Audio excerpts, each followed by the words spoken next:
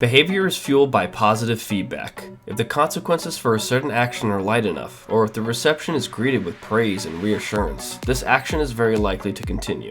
Once the pattern of creation, consumption, and positive reception has been established, it's almost impossible to stop it. Only by overwhelming opposition will the power of this cycle be broken. This concept can be extrapolated to almost any action, behavior, service, or product. Ubisoft is no different. They saw the joy the time period of Renaissance Italy gave players. They saw the love of the gameplay Assassin's Creed 2 provided. And, most importantly, they saw the critical acclaim their main character, Ezio, had received. They created a game that contained an exciting locale, more dynamic game design, and a young, charismatic character. Witness these creations being consumed all over the industry, and were gifted with the overwhelming positive reception these elements received. As a result, Ubisoft decided to continue with these creations for even more consumption. Players wanted more of Italy, more of the fun gameplay, and more of the new assassin they were introduced to. Did Ubisoft succeed? Let's see.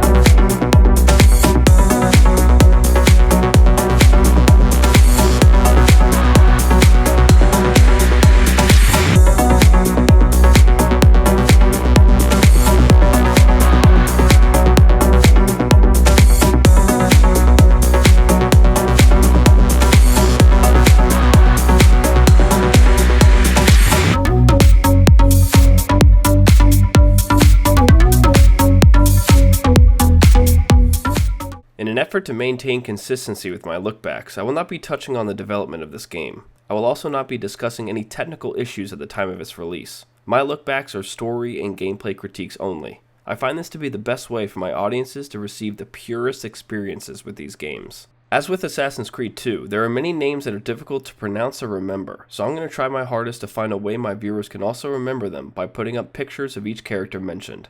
I'll be going through the story, discussing that story, then examining the gameplay.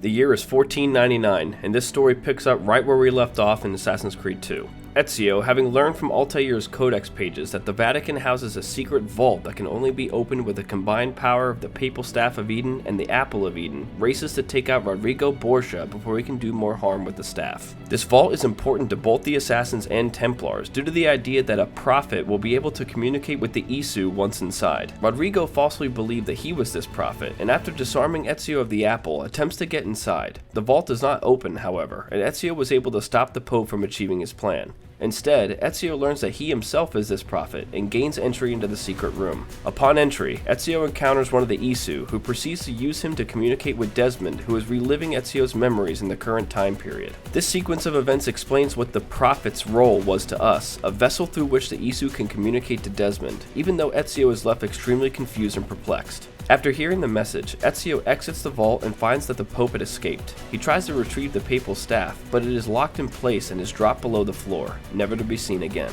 Mario arrives on the scene and urges Ezio to escape the area, as his nephew's actions to get inside the church moments earlier had been conspicuous, to say the least, and guards were inevitably on their way to deal with the intruder. They fight their way through the security and escape the area. Ezio hands the apple over to Mario and they make their way back to Montenegrone. This decision is yours alone to make. Only do so quickly. Give it to me. You can do with it as you will. Bene. Jump!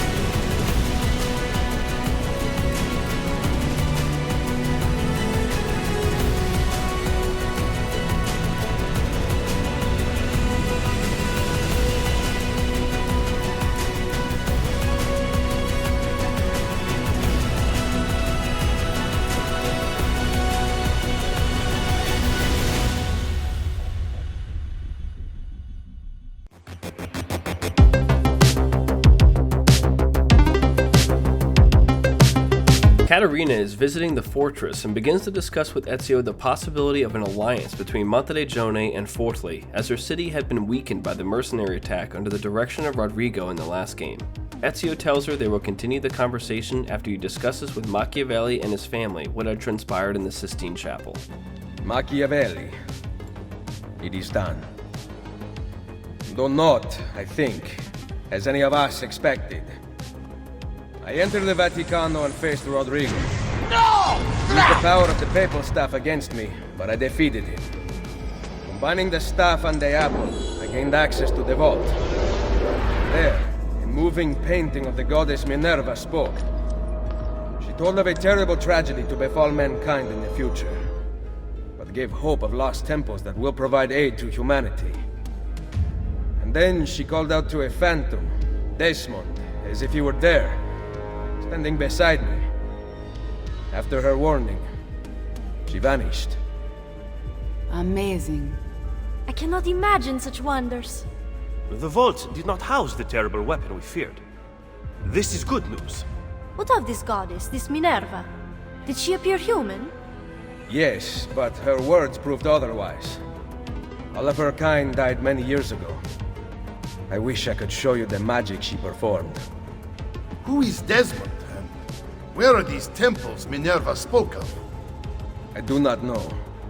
Perhaps we must search for them. Tell me how it ended with Borgia. Did Rodrigo beg forgiveness? Make excuses? Promise power in return? No, none of those things. Interesting. I'm surprised he remained so composed. I let him leave. The Spaniard lives? Machiavelli inquires about how Rodrigo had met his end, but is visibly disdainful of Ezio's decision after learning that the Templar Grand Master had indeed not been killed. In quiet anger, Machiavelli leaves for Rome. Mario assures Ezio that not only does he trust his judgment on the choice to leave the Pope with his life, but also that Machiavelli will change his mind in time. Caterina solidifies the alliance between her city Forli and Monteregione by solidifying Ezio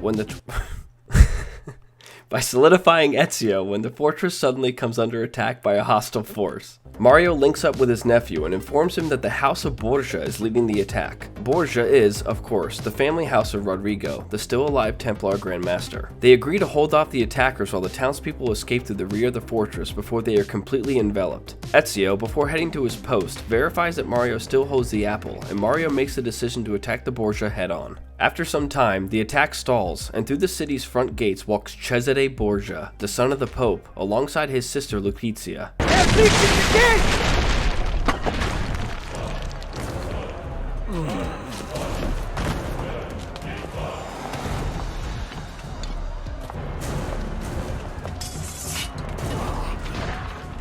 I know you're there, Ezio! The Pope told me about you and your little group of assassins. And this! Give me the gun his friend fashioned for us! We've had too much bloodshed. I think the cleansing is in order. So consider this an invitation from my family to yours!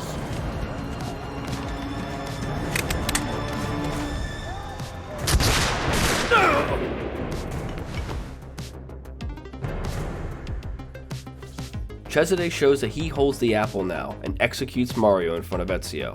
After holding for a little longer, Ezio, his mother, his sister, and a few remaining mercenaries retreat through a basement tunnel inside the main villa. Let me through! I must go help the troops! Ezio rides for Rome to link up with Machiavelli to discuss next steps. When there, he witnesses that not only has the Borgia family taken over the city after the events of the second game, but that Rome itself has more or less been decaying under its leadership. On the way to the Mentor, Ezio decides to help some Borgia victims by taking out a local Borgia leader, our Carnefice.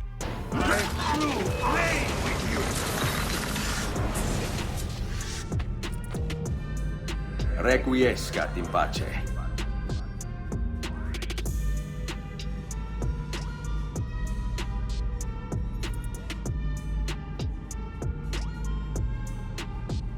After doing so, Ezio finally converses with Machiavelli. Although the mentor believes Ezio was to return to Florence to further watch over his family, Ezio instead chooses to stay in Rome, where he intends to dismantle the Borgia's family grip on the city, piece by piece.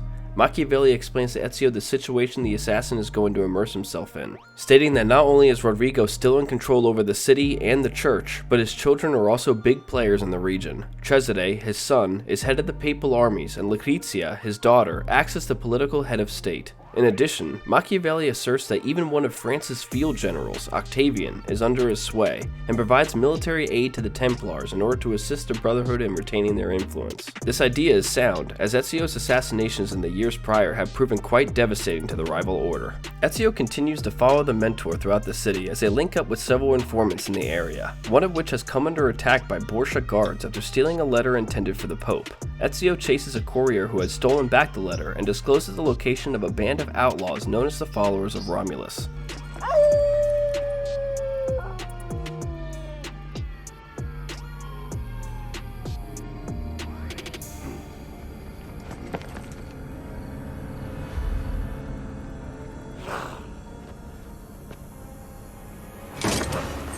Ezio enters the strange compound to investigate. After emerging from the compound, Machiavelli discusses the group, his suspicions about it, and finally asks for the letter Ezio had retrieved. The letter, unfortunately, is encrypted, and they leave to group up with supposed allies within the assassin's main base of operations in the city. Ezio meets Fabio Orsini, the cousin of Bartolomeo. Fabio is a member of the Papal Guard and wishes to one day be rid of his general, Cesare, with time. Although he and his men are under the command of Rodrigo's son, he pledges his loyalty and friendship to the assassins. Ezio and Machiavelli discuss the next course of action they must take to end Templar control in the city. Although the Grand Mentor wishes to make moves against them now, Ezio counters his logic with the realizations that not only has Caterina been captured by the Borgia, the apple been taken by Cesare, but the assassins as a whole do not hold many meaningful relationships with any significant allies in the region. Ezio decides to change this by establishing connections around Rome.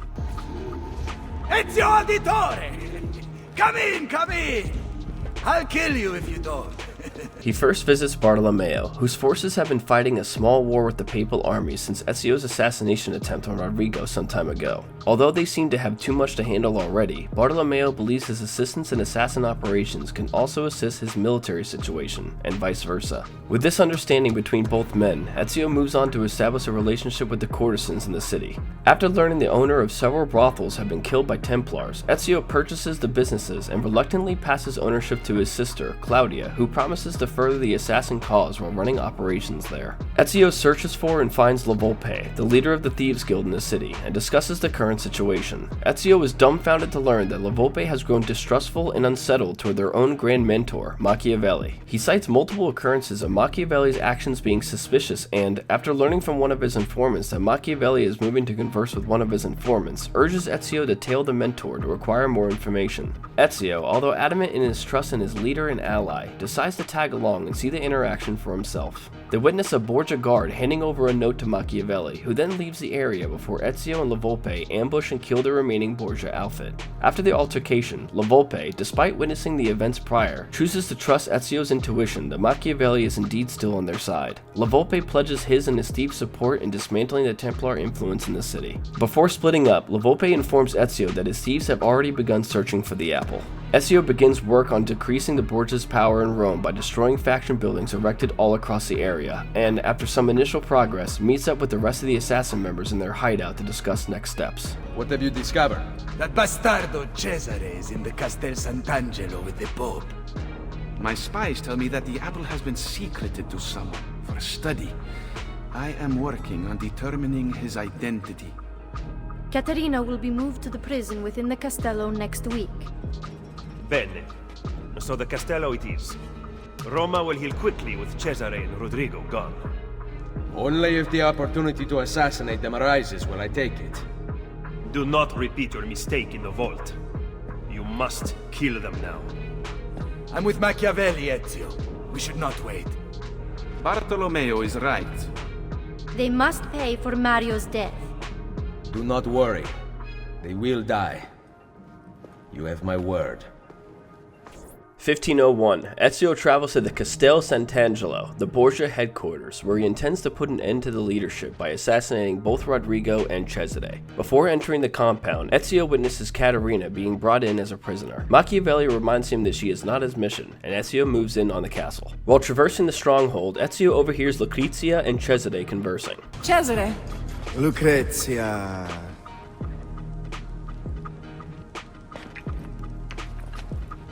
I hope you have treated our guest with kindness. That mouth on her. How I'd love to sew it shut. I rather like it open myself. Oh. Have you talked to the Pope about the funds requested by my banker? He is away from the Castello, and he might need some convincing when he returns. That shouldn't be a problem, should it? No. Only it gets quite lonely here. You and I spend so little time together these days, busy as you are with your other conquests. Soon. Once I have secured the throne of Italia, You are going to be my queen, and your loneliness will be a thing of the past. I cannot wait. behave yourself while I am gone. Ezio now knows three things. Lucrezia and Cesare are sibling lovers, Rodrigo is away from the city, and Cesare intends on taking the throne of Italy after defeating his enemies. While Ezio continues to navigate through the compound, Cesare departs, and Ezio chooses to alter his mission to save Caterina instead of pursuing the papal army general. The assassin intercepts Lucrezia, who is currently having an affair with Pietro Rossi, a stage performer in the city, and steals the prison key to rescue the fourthly countess, but decides to spare her life, as although she is in league with both her father and brother, she does not seem to be furthering the interests of the Templars as a whole.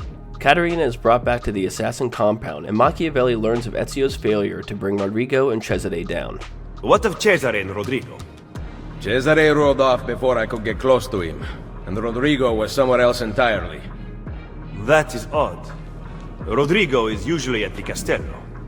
Very odd indeed. What a waste. No offense. Machiavelli urges Ezio to pursue the two Templars, but Ezio again rebuffs him, stating that they need to create a significant presence in Rome by recruiting victims of the Borgias to the assassins. To win this war, Machiavelli, we need loyal soldiers. By recruiting enemies of the state, we arm those who have been disarmed by the Borgia. Go then. Recruit our first novices.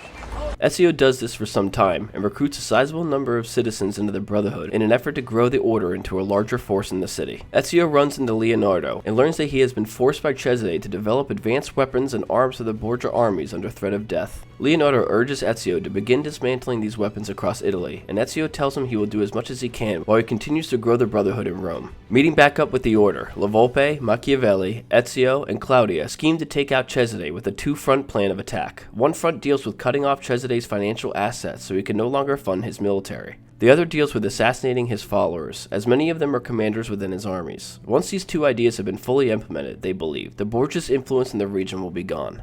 The financial front consists of finding out who provides Cesare with his money to begin with. La Volpe's thieves have been investigating this issue for some time, and he informs Ezio that this money comes from a man so callously referred to as the banker. Claudia informs Ezio that a senator who frequents her brothel owes money to someone with the same alias, and our assassin states he will follow up on that lead. In the meantime, Ezio desires to assassinate the French general, Octavian, so that Cesare's French allies will become disorganized and, in turn, relieve Bartolomeo's forces that are holding him off at the moment. Caterina departs Rome in order to return to Fourthly and await its reclamation, disappointing Ezio, but he accepts after some thought, realizing that if many pieces of the board are moving simultaneously, the Borgia's focus cannot be fully centered in one place. Moving on the banker, Ezio meets with the senator whom his sister spoke of, Egigio Trosk. Egigio Troche, something like that. Ezio provides him with the money he owes to the mysterious benefactor and tells him to the location at which the senator will pay off his debt. Ezio ends up at a lavish sexual party of which the banker is hosting. Ezio infiltrates the party and learns that this banker is indeed another Borgia family member, Juan Borgia. Our assassin kills him and escapes the area. The things I have felt, seen, and tasted, I do not regret a moment of it. A man of power must be contemptuous of delicacies. But I gave the people what they wanted. And now you pay for it. Il piacere immeritato si consuma da sé. Requiescat in pace. With one phase of the plan taken care of, Ezio moves against the followers of Cesare and his top leadership. He meets up with Bartolomeo to get information on Octavian. After an attack on the mercenary compound by the Baron, it's revealed that Bartolomeo's wife has been taken hostage by the French. As amusing as this parley has been, I'd like your unconditional surrender before sunrise. Ha! My Lady Bianca will whisper it in your ear! I believe another lady might object to that. Mio marito vi ammazzerà tutti! I'll kill you for tutto francese! Ezio comes up with a plan to assault the French fortress in the area by donning their armor, bringing Bartolomeo to the French guards, and assaulting the compound from within. After accomplishing this, Ezio uses the battle to evade the Baron's personal guard and assassinate the French general. I only wanted respect. Respect is earned, not inherited or purchased. Perhaps you are right. I need more time. Che tu sia pari nella morte. Requiescat in pace. With Cesare's funds cut and his French allies in disarray, Ezio decides to move against Lucrezia's lover, Pietro Rossi, in order to gain entrance into the Borgia's castle in Rome. Discussing this plan with La Volpe, he learns the thieves are already investigating into his whereabouts. Ezio heads out, but is stopped by the Fox, who, once again, wants to discuss his suspicions of Machiavelli's loyalty. Somehow, the Thieves Guild have been made known to the Borgia, who have begun an attack on the compound. The attack is repelled, but the mere shock of the event further intensifies La Volpe's suspicions of the Mentor, who was one of the only people even remotely capable of informing the Borgia of the Thieves' base of operations. Ezio and the Fox travel through the city to intercept Pietro and steal the key to the Borgia Castello. Before arriving to the area, La Volpe breaks off, no longer being able to handle the idea that their own leader is in league with the Borgia. He tells our assassin to deal with Machiavelli before he finishes the job himself. Ezio, Machiavelli has betrayed us. We would both wish to deny it, but the truth is now clear. Do what needs to be done. If you don't, I will. Without Volpe's thieves, I may require the help of my recruits.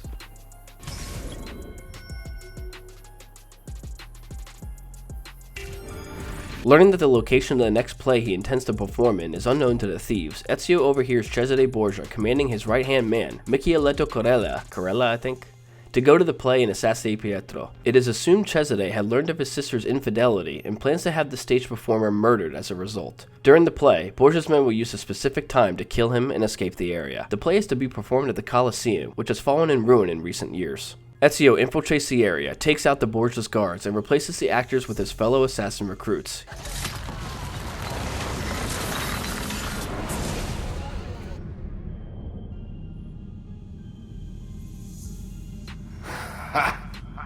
You cannot save Pietro. The wine he drank was poisoned. As I promised Cesare, I made doubly sure. I am not yet dead. I did not come here to kill you. He who is the cause of someone else becoming powerful is the agent of his own destruction. He attacks Micheletto, but spares his life, saying that his work to prop up the dominion of a tyrant will be his own destruction. Although the performer had been poisoned, Ezio carries him to a doctor in the area and heals him. He demands the key to the castle and retrieves it, but the victory is short-lived, as Ezio happened to recognize a passerby as one of his men in Monteregione. Stop! Wait for us! We thought you had been killed, Ser Ezio. Not yet. Where does this passage lead? To the north, outside the walls. Let me through. I must go help the troops. Un momento! You were at the Villa Auditore during the attack! Ezio pursues the stranger, and learns that not only was the man a traitor, but that he was the one providing the Templars with the information La Volpe assumed was given by their mentor. You are the traitor, not Machiavelli. Long live the Borgia! Merda. I was right. I have to stop La Volpe before he gets to Machiavelli. Realizing that the Fox is most likely moving against Machiavelli already, races to save his mentor's life just in time. I have discovered the traitor. What? One of our men. He was at the villa attack. Here, he carried his letter.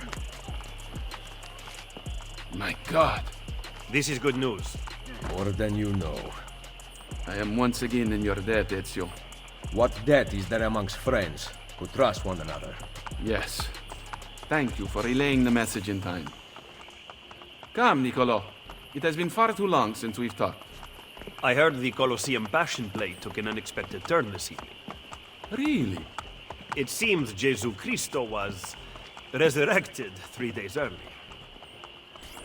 With loose ends tied up, the French army disorganized, the Borgia's funding cut off, and the key to the Borgia Castello retrieved, Ezio calls the Order together to launch their attack against the Templar leadership and end the threat of regional tyranny once and for all. Before discussing the plan of attack, Claudia is inducted into the Assassin Order, and Machiavelli replaces himself as the mentor with our assassin. Ezio is now the leader, the mentor of the Assassin Order in Italy. You and I have not seen eye to eye on many issues. Niccolo! But you are exactly what the Order needed. You have led the charge against the Templars and rebuilt this Brotherhood. Now we must put Ezio where he belongs, at the head of the Assassins. Ezio Auditore da Firenze. You will now be known as Il Mentore, the guardian of our Order and our secrets.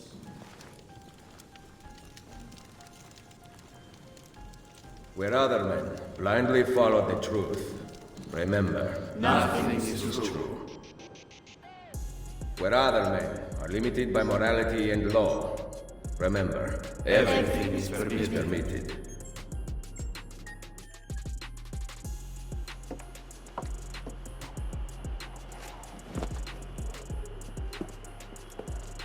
Why this sudden change of heart? I have always stood by you. I was the one who brought you to Roma, and the one who caused the explosion as you fled the Castello. The mercenari who protected you at Il Colosseo were mine as well. You just did not know it. Maestro Machiavelli! Cesare has returned to Roma alone. He rides for the Castel Sant'Angelo. Grazie. Well? The decision is yours, not mine. Niccolo, you better not stop telling me what you think. Why else would I seek the opinion of my most trusted advisor? Go kill them, Mentore. Finish what you started. Good advice. I intend to write a book about you one day. If you do, make it short. Ezio, despite becoming mentor, urges to move against the Borgias himself. Infiltrating their stronghold, he witnesses Cesare entering the castle to go talk to his father. Ezio uses the key he received from Pietro to gain access and continues traversing the compound. Climbing up the battlements, Ezio overhears a conversation between the Grand Master and his son.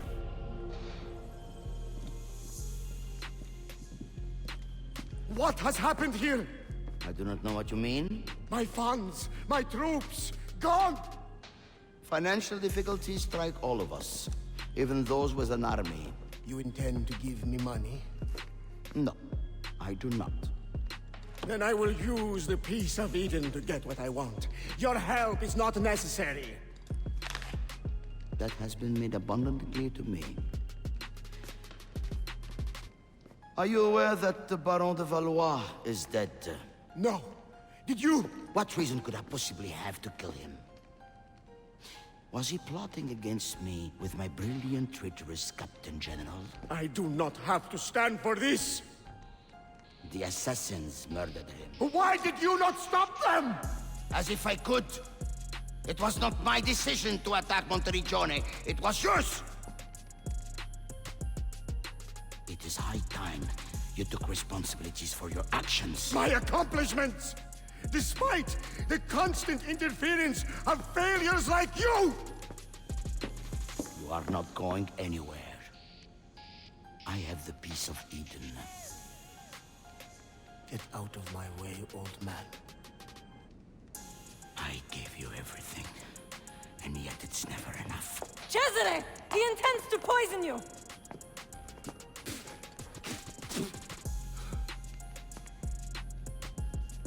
You would not listen to reason. Father, do you not see? I control all of this.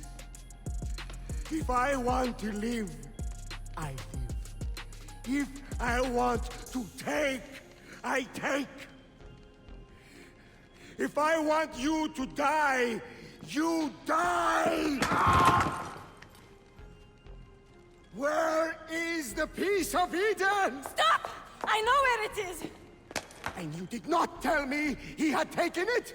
Cesare, it's me, your queen. You are my sister, nothing more. Where is it? You never loved me? Where is the apple? Tell me! Tell me!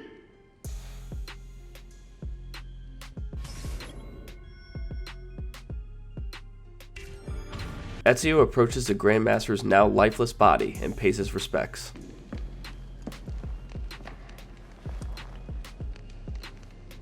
Requiescat in pace.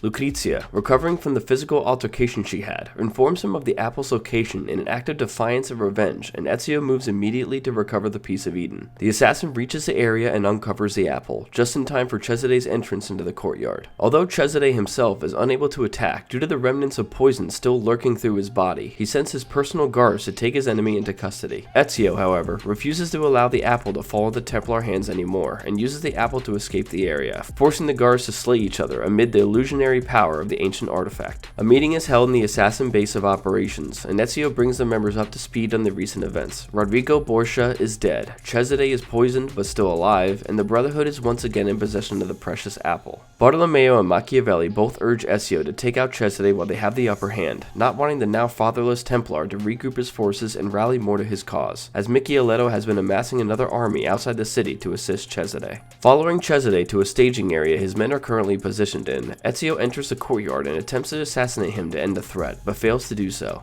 Cesare once again escapes the area, presumably to reach Micheletto and his men before the assassins rid Rome of Templar influence. September 1503. Now that Cesare has fled the city, Claudia informs Ezio that a cardinal that frequents her brothel has revealed a meeting the Templar plans to attend, to rally his remaining supporters and take back the influence they have lost. Ezio leaves for the countryside to ambush the group. Join me and I will take back Roma. We have decided to elect Della Rovere to the papacy. We are sorry. I paid for your appointment. Roma is not the same as it once was. Borgia money has become tainted.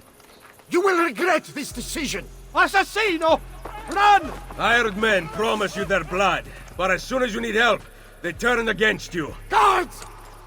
Upon entering the Colosseum, Ezio overhears a conversation taking place with current cardinals within the Catholic Church. The Templar urges them to continue their support of his family by granting him papacy, but the cardinals, having become disillusioned with the Borgias and disheartened by their waning influence, rebuke Cesare. They outline a plan to elect another to the position of pope and abandon Cesare and his family to the history books. After spotting Ezio, the Cardinals and the Templar flee the area, with Ezio once again failing to catch him. In December, Bartolomeo reveals to Ezio that his scouts have heard of a plan by Cesare to gather all of his supporters at Rome's main gate to take back the city. Realizing this is again another opportunity to take out the Templar, he informs the entire Brotherhood in Italy to converge on a location and confront the supporters. After a prolonged engagement between the Brotherhood and Cesare's remaining followers in the city, including Ezio again utilizing the power of the Apple of Eden, the order break through the Templar and demand him lay down his arms and abandon his plans. Just as his army approaches from behind, it's made known that Fabio Orsini was leading this army, and states that the newest pope, Pope Julius II, wants Cesare arrested and put in prison for a multitude of various crimes.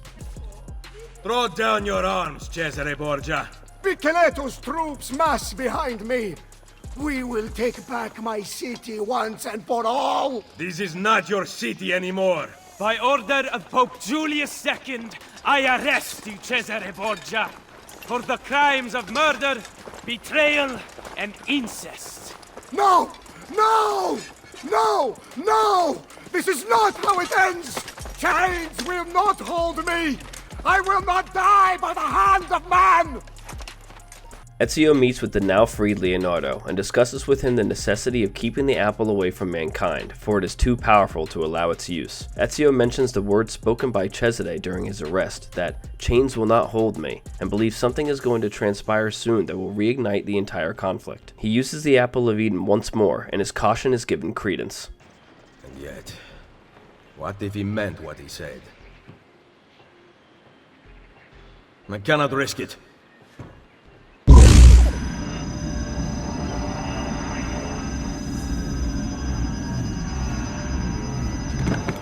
Cesare was right. I have to leave. Leonardo, confused about what had just occurred, says goodbye to Ezio as the assassin departs the city. Ezio learns that Cesare had escaped his imprisonment and had been working with his brother-in-law, John III of Navarre, in order to regain favor with the French. The assassin, after several years of traveling to various countries in his search, had finally tracked him down outside the city of Viana in Spain. The Templars' plan is to lay siege to the city in an effort to convince French royalty for loyalty and once again ally with France to further boost his army's numbers. After, he would once again take the Italian mainland and place its people under his heel. March 1507, Ezio enters the battlefield and confronts Cesare, who, once again, escapes the area and flees into the city itself. Ezio chases him up the battlements and finally puts an end to the Templar's life. The throne was mine! Wanting something does not make it your right. What do you know? That a true leader empowers the people he rules. I will lead mankind into a new world. Che nessuno ricordi il tuo nome. Requiescat in pace. You cannot kill me! No man can murder me! Then I leave you in the hands of fate.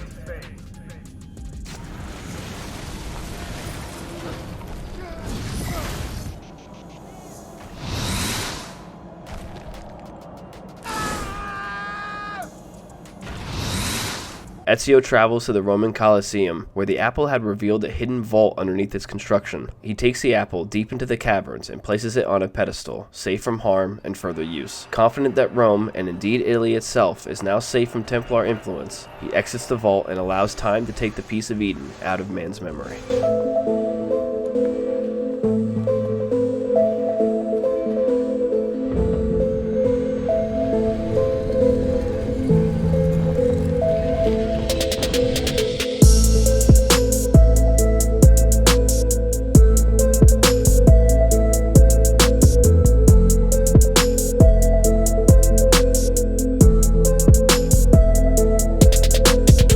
I'm sorry, but this story is pretty terrible. The plot points make little, if any, sense, and the overall narrative is so full of gaps and holes that it renders the continuation of Ezio's story seem unbelievably unbelievable. This story is not a full-fledged cinematic experience like Assassin's Creed 2 was, where we had a somewhat coherent plot throughline, clear objectives, involved characters, and fairly interesting dialogue. It's an add-on, a DLC. Assassin's Creed Brotherhood is a very small, focused story littered with problems. Everywhere.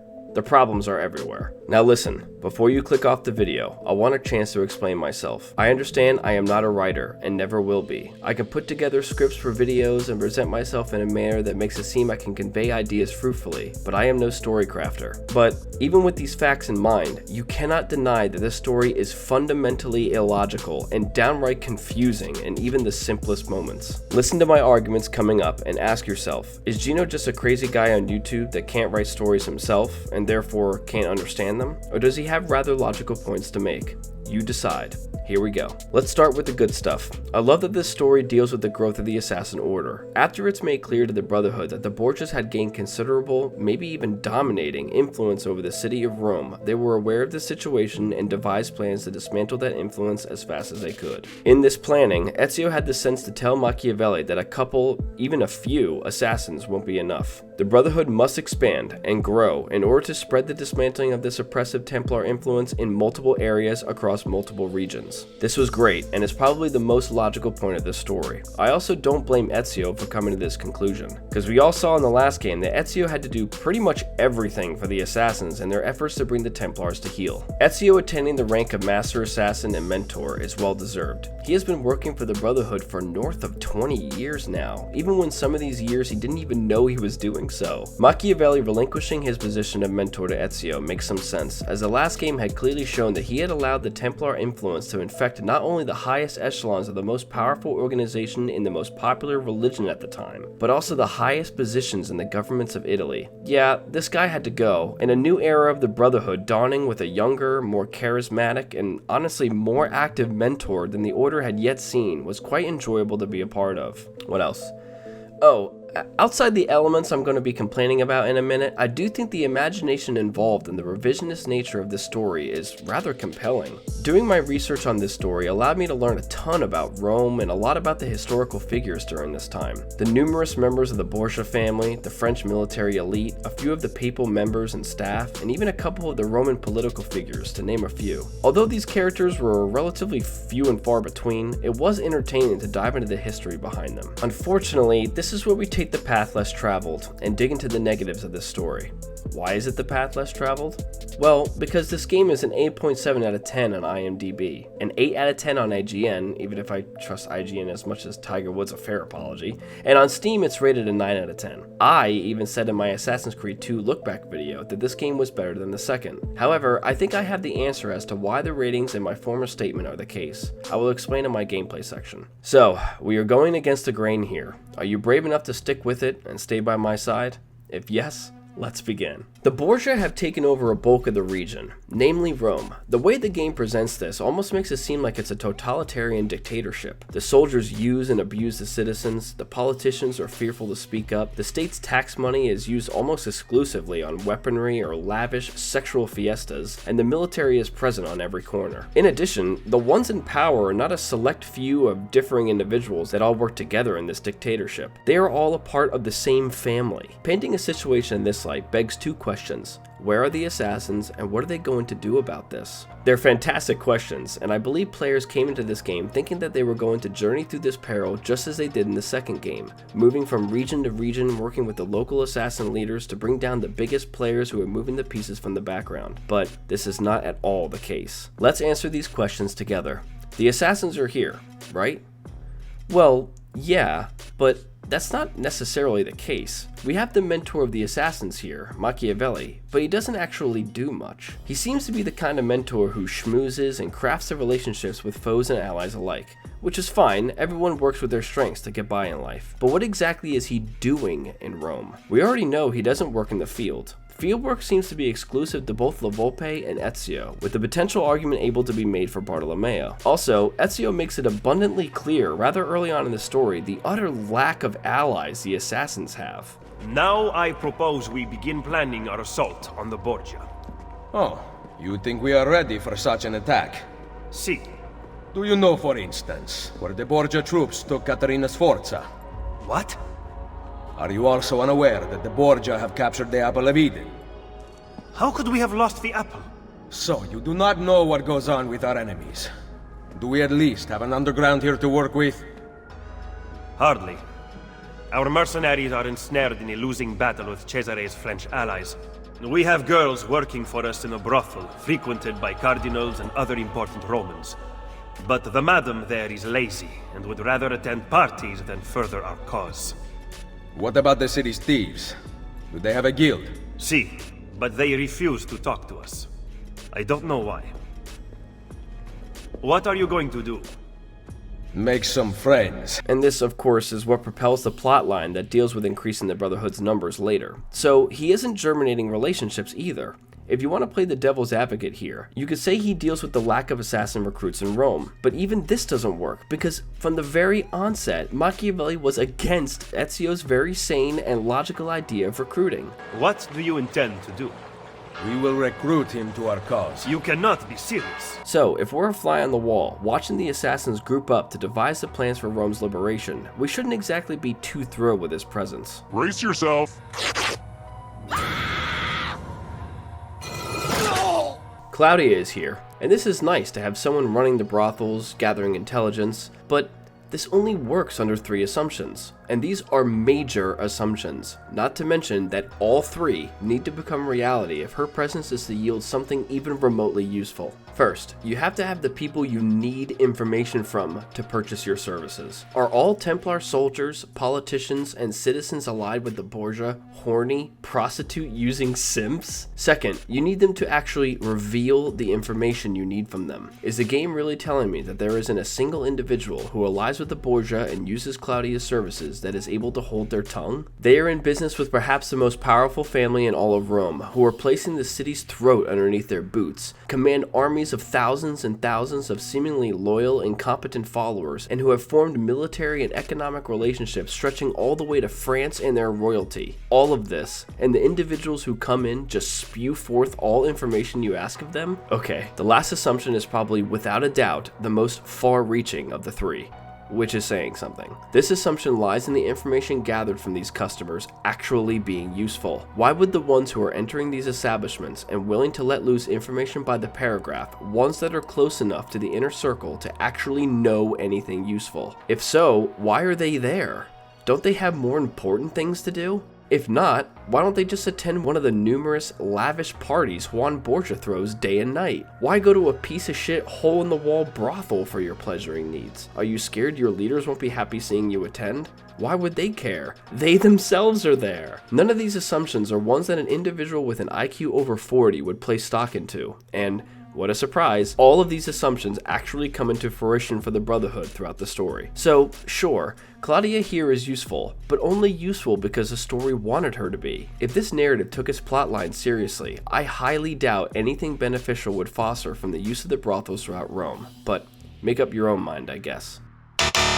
Bartolomeo is here, and having a commander of a mercenary army, and obviously the army itself, is great to have in this conflict. But he seems to not really be giving a fuck about the loss of the apple to the Templars at all. We find him more preoccupied with the fighting against the French and Borgia militaries. Fighting, even defeating, these armies won't mean anything though. Why, you ask? Rodrigo is in possession of the apple. How does Bartolomeo know the Pope won't just walk out of the city and take over the minds of both armies and commanders? Engagements with these groups mean absolutely nothing in the grand scheme of things if, in the end, the Templars still hold the apple. There is nothing stopping them from using it. He might adhere to assassin ideology, which elevates the idea that use of these pieces of Eden go against free will, which is exactly what they fight for. This very idea will be discussed in a minute. But Rodrigo and Cesare are not assassins. They aren't even neutral. Remember Savonarola from the second game? He wasn't a part of either the assassins or Templars, but after he found the artifact, he moved on Florence like the Nazis into Poland. If someone neutral like Salvi was indeed willing to use it, then why wouldn't the Templars be? They are the antithesis of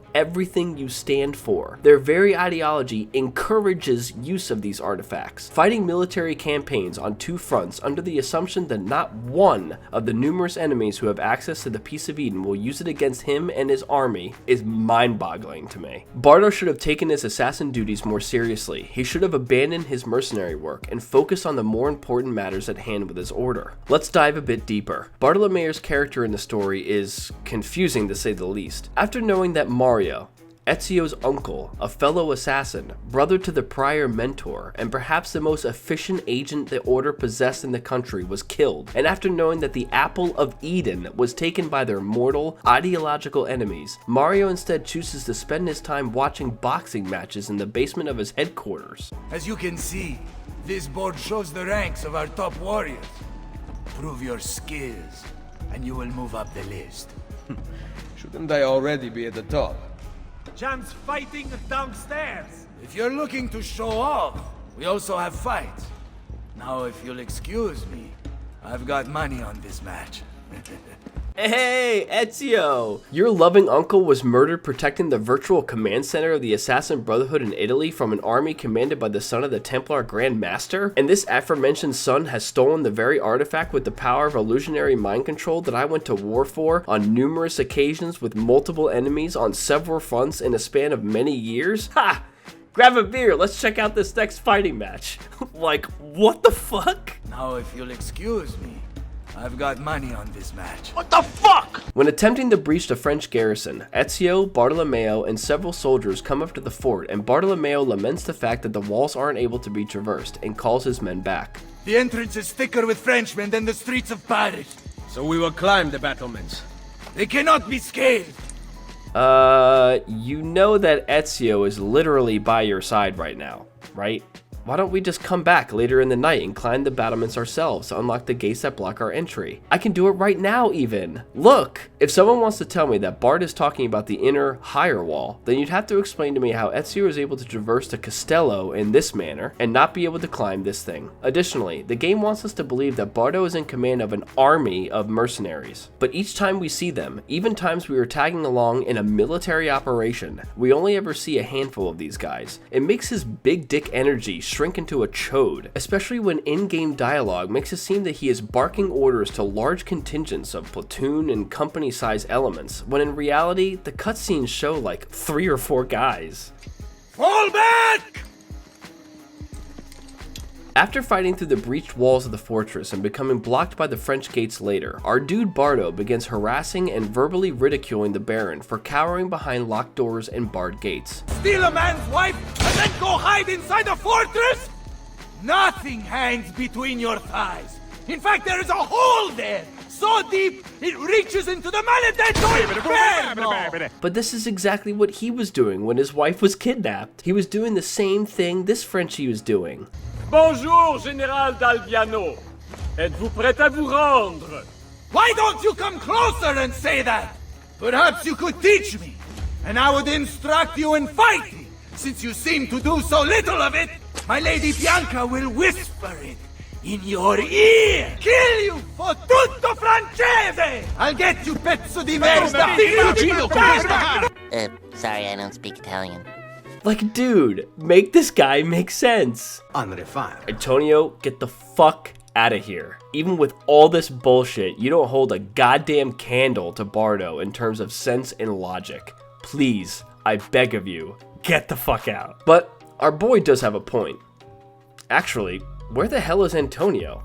Not that I'm complaining, but why in the world isn't his dumbass here during this conflict? Where are Big Titty Teodora and Paola? Teodora's contributions in the second game were incredibly vital to Ezio's success in Venice. She seemed to me to be a uniquely intelligent and strategic asset to the Brotherhood. Her presence here would be quite useful, and it's confusing that she, Paola, and I hate saying it, but Antonio aren't here in this story. The Assassin Order should be firing on all cylinders, exhausting all alliances, and leaving absolutely no stone unturned in this fight. Their ancient enemies have succeeded in attaining one of the very items the entirety of the Assassin Order works to keep away from them. This is their one and only job. This is it. Why isn't everyone here? Their absence might be brushed aside by ones who claim the story is coherent, but it's noted on my part. Let's move to Lavope. Although I might commend him on his efforts to remain by Ezio's side in missions throughout the story, little of the subplots involving the Fox make much sense at all. It's my belief that the writers knew this game had so little content in terms of story that they had to inflate its length by artificially crafting dramatic tension between our thief and our beloved mentor, Machiavelli. Lavope is hesitant to work with Ezio in bringing down the Templar Grand Master and retrieving the apple because he suspects the mentor to either be in league with the Templars or at the very least usurping assassin efforts in the conflict. But why? First of all, nothing should take priority over a piece of Eden being captured, let alone by Templars. But why does he have these suspicions? What has Machiavelli done to convince him of flat-out betrayal? In the second game, when Ezio first engages the Grandmaster in combat, Machiavelli was there to assist us. Why would he fight against the Templars to make sure they did not take possession of the apple if he was a traitor? When Ezio proved himself to be loyal to the assassin cause, he welcomed the young man into the order. Why would a traitor to the cause induct competent, strong-willed fighters into the group? When Ezio, Mario, Machiavelli, and Leonardo were examining the apple, the mentor hands the piece of Eden to Ezio personally. Why would a turncoat do such a thing? If any time was the right time to take possession of the artifact, it would have been then, right? Lavope wasn't even there to be a voice against the decision, even if he was already suspicious. Wouldn't traitor Machiavelli just advise Ezio that it would have been a better idea for assassin leadership to hold it rather than a new recruit? If any of my viewers are screaming at me to look at Al-Moraline's betrayal in the first game as a perfect example of why Machiavelli's actions could indeed be suspicious, I would counter back with this. Yes, he set loose Altair to kill Templars, but he never engaged them himself. Yes, he did raise Altair into the Order, but he didn't induct him into it. Altair was born into the Order. Lastly, not only would it be totally lame to pull the same story bits twice for a different game, but Moraline never handed the apple over to Altair. He kept it from him 24/7 before he took over Masyaf. So no, Moraline's betrayal doesn't set a precedent for Lavope's suspicions, and I was never once convinced that Machiavelli was a traitor. Good try though. Hey Fred. for effort. The Fox's suspicions make little sense to me, but these surface level questions are not the only things working against this man's multiple doubts. Near the middle point of the story, when La Volpe first discloses his distrust of their mentor to Ezio, Ezio rebukes it right away, but chooses to give his friend the benefit of the doubt for the moment. You want to put my spies to work? Then join me. In aiding Machiavelli? No, thank you. That man is a traitor to our order. A serious allegation coming from a thief. What is your proof? This benefit consists of Ezio joining La Volpe on tailing their leader to one of Machiavelli's informant meetings. After the meeting, though, La Volpe immediately changes his mind and says he trusts Ezio's intuition. What a night this has been. Volpe, listen to me. I know what we saw, but you have nothing to fear from Machiavelli. I am sure of it. I have you to thank for saving Claudio's life. If you believe Machiavelli remains loyal to the Order, I trust you. The fuck? What's with the sudden switch in mindset? Well, even if this is confusing, it's just the beginning. Later, when the plan to steal Pietro's key becomes Ezio's goal, the Fox again changes his mind, in the middle of an assassin operation, and mentions to us that he can't handle the idea of Machiavelli working against the Brotherhood, and straight up threatens to take care of the mentor if we don't take care of him ourselves. Ezio, Machiavelli has betrayed us. We would both wish to deny it, but the truth is now clear. Do what needs to be done. What the fuck are you talking about? If you don't, I will. You have no proof, no witnesses. You just have theories. It's just conjectures. Like, dude, grow some balls, finish this mission with me, and we'll talk about this later. So, ignoring the baffling switch in La Volpe's opinion yet again, I began to think about how Ezio was going to prove their leader's innocence. There were so many ways to do this. Ezio could have a conversation with the thief outlining the very things I mentioned earlier. He could facilitate a sit-down with both parties to talk out the grievances. He could even wait to obtain the apple and use its powers to look into the truth, much like what he does at the end with Cesare's escape from papal authorities. However, the confusion continues. The Fox's threat against Machiavelli made me believe that there were going to be several missions with the objective to, like I said, prove his innocence. But after learning about the Monteregione traitor, Ezio races to save Machiavelli from the thief's assault on him. I was right. I have to stop La Volpe before he gets to Machiavelli. But why? No time has passed to allow us to disprove La Volpe's suspicions, and he only threatened to take out Machiavelli if we didn't do anything ourselves. Why would Ezio think he was on his way to kill the mentor? Well, maybe it's just a one-off time of nervousness, right?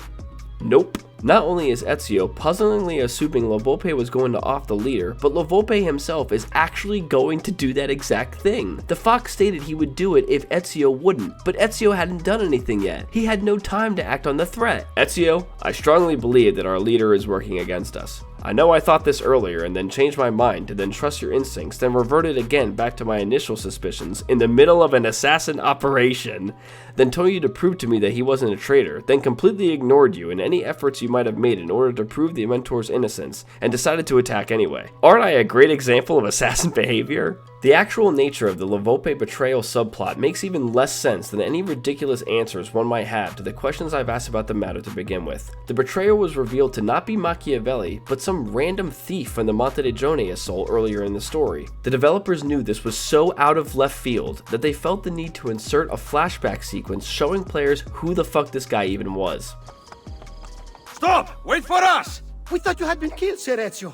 Not yet. Where does this passage lead? To the north, outside the walls. Let me through. I must go help the troops. Apparently this guy is a Venetian thief named Paganino, but this only raises more questions. Why was he in Monteregione at the time of the attack? Is this one of La Volpe's men? He's from Venice, right? So isn't he a part of Antonio's guild? If so, why isn't La Volpe suspicious of Antonio? How did he know about the secret door that led to the rear of the fortress? Why was he on his way down the shaft if his plan was not to go down there in the first place? He only turned back around once Ezio entered the cave system, so why wouldn't he just join Ezio? Especially if the elimination of both Ezio and his order as a whole was your goal. If Ezio was indeed totally and completely unaware of this man's allegiances or intentions, then why don't you tag along with Ezio down the escape tunnel and stab him in the back? It doesn't even matter if someone nearby ends up killing you for the attack. You have such loyalty to the Templar cause that you kill yourself later in the story for it. How did this lowly thief know anything about the Assassin Order as a whole, its members, their base locations in Rome, their operations and objectives in Rome? How did he know where the Roman Thieves Guild compound was for the attack? If he knew Ezio was still alive after the Monteregione assault, why would he travel to Rome if there was a possibility of being recognized? Not only that, but isn't it just so convenient that we find him right after La Volpe voiced his threat and right before La Volpe's assassination attempt.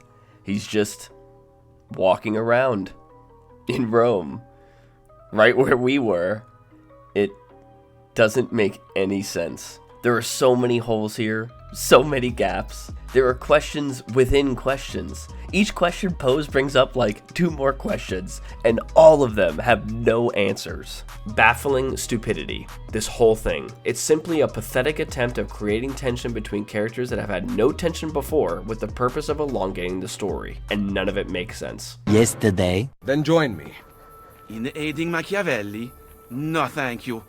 That man is a traitor to our order. The next day. Volpe, listen to me. I know what we saw, but you have nothing to fear from Machiavelli. I am sure of it. 12 seconds later. If you believe Machiavelli remains loyal to the order, I trust you. A few minutes later. Ezio, Machiavelli has betrayed us. A little longer than a few minutes later. Come, Niccolo. It has been far too long since we've talked. You're a fucking idiot! This needs to stop! Now! Let's keep going. Rodrigo Borgia is of course still alive and operating in this narrative, and his story here is quite strange. Honestly, I think his part is both good and bad, for various reasons. We learned in my Assassin's Creed 2 look back that the Templar Order was hindered by Rodrigo's leadership. This was due to his insatiable thirst for power instead of a drive to bring humanity together under one banner, which is the Templars' true goal. So, let's look at our villain a bit deeper. Rodrigo was able to not only lead his Brotherhood in the infiltration of Italy's various governments, but also penetrated the sanctity of the Catholic Church by climbing the ranks and earning the title of Pope. He mistakenly believed he was going to be the prophet and interact with the Isu, or possibly God himself, and failed to accomplish his goals of attaining true, almost metaphysical power. Not only was he indeed not this prophet, but he also lost the apple and the papal staff of Eden. One thing about the Brotherhood version of Rodrigo that is quite interesting is his shift in ego. We did not agree to conquer Italia. If your brilliant Captain General says we can do it, why not rejoice and let it happen? You risk upsetting the delicate balance of control we have worked so hard to tighten. I appreciate all that you have done for me, but I have the army, so I am making the decisions. Don't look so bad. Enjoy yourself. The assassins murdered him. But why did you not stop them? As if I could. It was not my decision to attack Monteriggione. It was yours.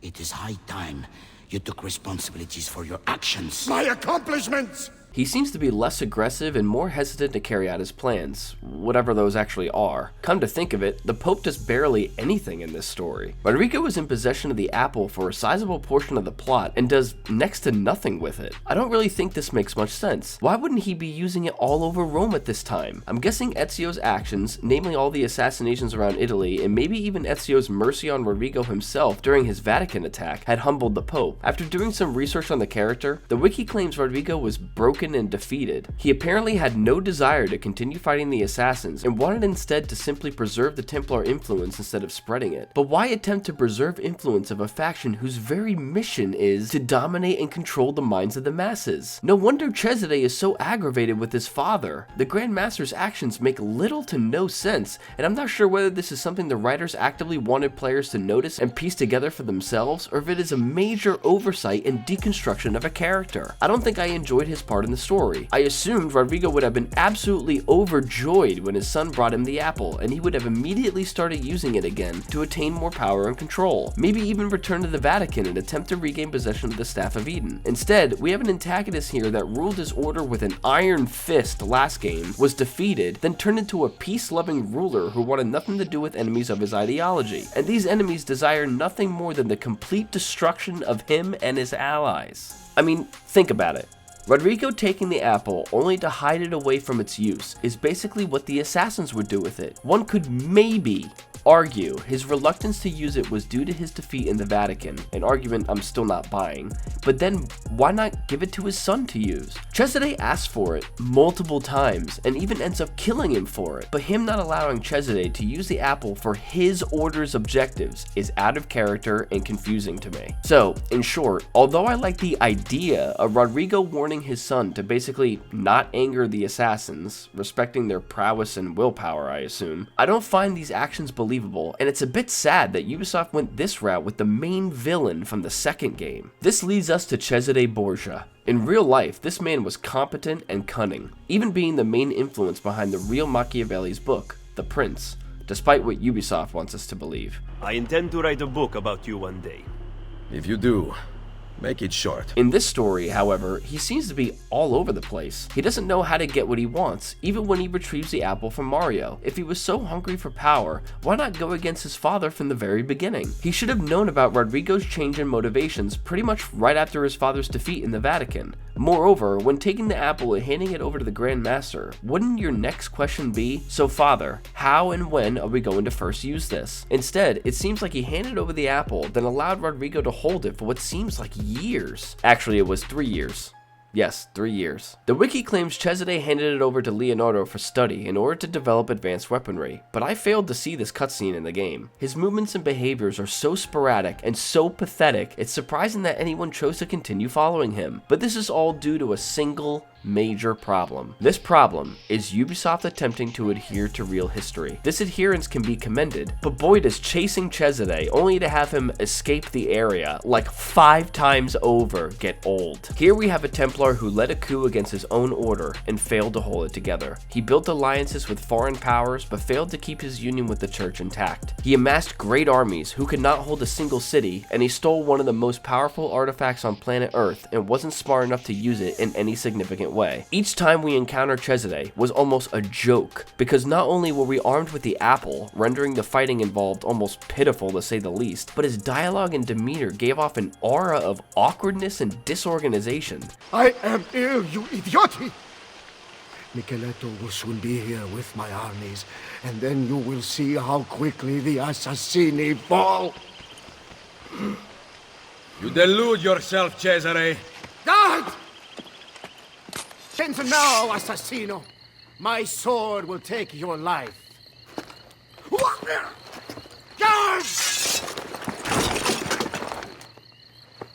Guards! Guards! We have decided to elect Della Rovere to the papacy. We are sorry. You will regret this decision. Assassino! Run! Hired men promise you their blood, but as soon as you need help, they turn against you. Guards! Micheletto's troops mass behind me.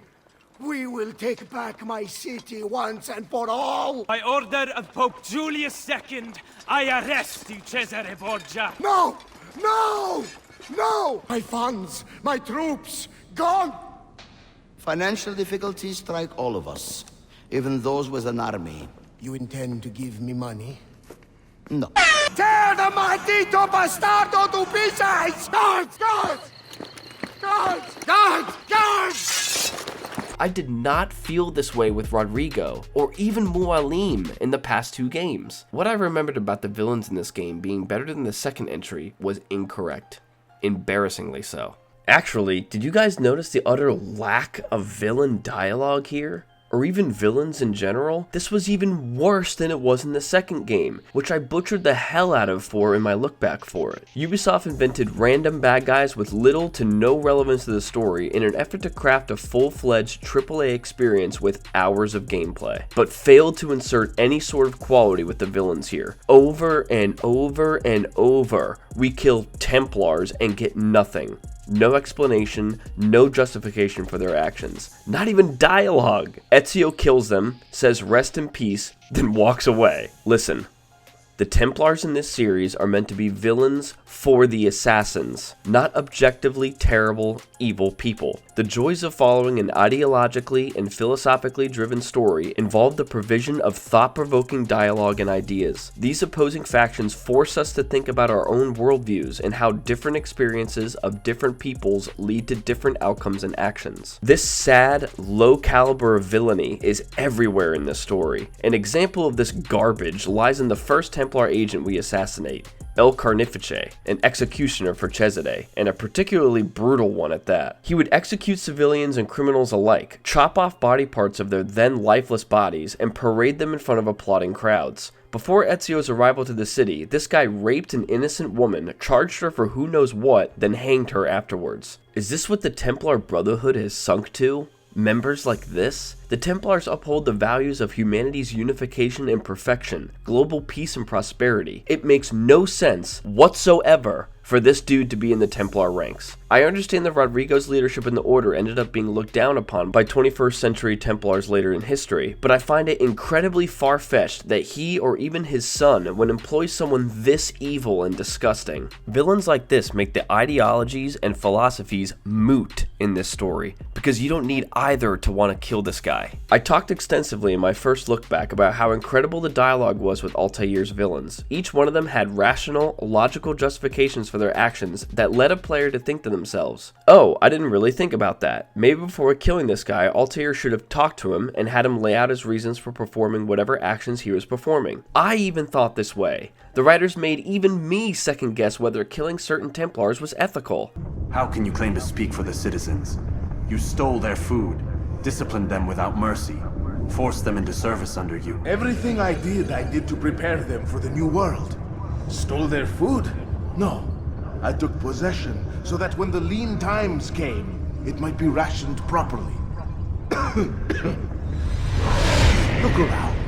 My district is without crime, save those committed by you and your ilk. And as for the conscription, they were not being trained to fight. They were being taught the merits of order and discipline. These things are hardly evil. No matter how noble you believe your intentions, these acts are cruel and cannot continue. We'll see how sweet they are, the fruits of your labors. You do not free the cities as you believe, but rather damn them. And in the end, you'll have only yourself to blame. You who speak of good intentions. This is the entire point of having a narrative that lacks moral objectivism, the idea that there are preconceived concepts of what is considered good and what is considered evil. It's inherently understood. It doesn't need justifications or explanations. Assassin's Creed isn't supposed to be like Lord of the Rings or Star Wars, where everybody knows who the good guys are and who the bad guys are at all times. In Star Wars, the Sith are 100% evil and the Jedi are 100% good. In Lord of the Rings, the Dark Lord Sauron is 100% evil and Aragorn is 100% good. This series is more like the TV show 24, my favorite TV show by the way. In 24, we witness the protagonist, Jack Bauer, perform ethically gray and sometimes unspeakable actions in an effort to do good. Is torture wrong? Is torture of evil people wrong? Is torture of evil people to save good people wrong? These questions make you think. Jack's actions make you love him at times and hate him at others. That's the point. But here, we're killing crash test dummies who were written to be bad men and moving on right after doing so. The only ones who get dialogue are Cesare and Juan, and even then the dialogue being uttered wasn't incredibly interesting. This laziness is so blatant, it stretches everywhere from the side characters all the way to the villains. And it's a shame. Ezio was somewhat untouched by this laziness. Being the main protagonist obviously grants us more insight into his character and actions, and this forces the writers to produce ideas on where and when to use him throughout the story. And thank God we still had him here, because if we didn't have Ezio's charisma throughout the narrative, I probably wouldn't have even finished it. Almost all the ideas Ezio comes up with make sense. He wishes to establish the alliance between Monteregione and Forli, he wants to increase the Order's numbers, he wishes to spread the Brotherhood's influence across multiple regions, regions, and he even hides the apple away at the end of the story. But there are a few gripes I have with our hero. First off, I praise Ezio's choice to spare Rodrigo's life in the second game. I didn't really agree with his choice, but I understood why he might have made it. Ezio claimed that killing Rodrigo after stopping his plans, proving that he wasn't the prophet, and once again taking back the apple wouldn't bring his family back. Get it over with, then. No. Killing you won't bring my family back. I'm done. In my mind, Ezio is pretty much thinking, I've neutralized this man as an enemy, and I'm leaving him with nothing more to strive for. Killing him would serve nothing but my vengeance. Although I might have some arguments to make against this line of reasoning, there is some truth in the logic here. I will admit that, from a narrative position, I believe this whole plot point was largely forced due to the realities of history, as Rodrigo did not die in 1499, but rather in 1503. However, I think the writers did a fairly good job attempting to adhere to history and make Ezio's actions sensible simultaneously. But in Brotherhood, Machiavelli's scorn for Ezio's actions in the beginning of the story immediately makes our assassin change his mind. Here, almost half the story involves us attempting to assassinate Rodrigo once again. Wasn't there a character arc Ezio went through that taught him killing in revenge wouldn't bring him his family back? If your argument here is that he realizes his assassin duties should supersede his personal growth and comes to terms with the blunder of mistaking mercy for an enemy with the neutralization of said enemy, then why does he allow Micheletto and Lucrezia go free later in the story? I am not yet dead. I did not come here to kill you.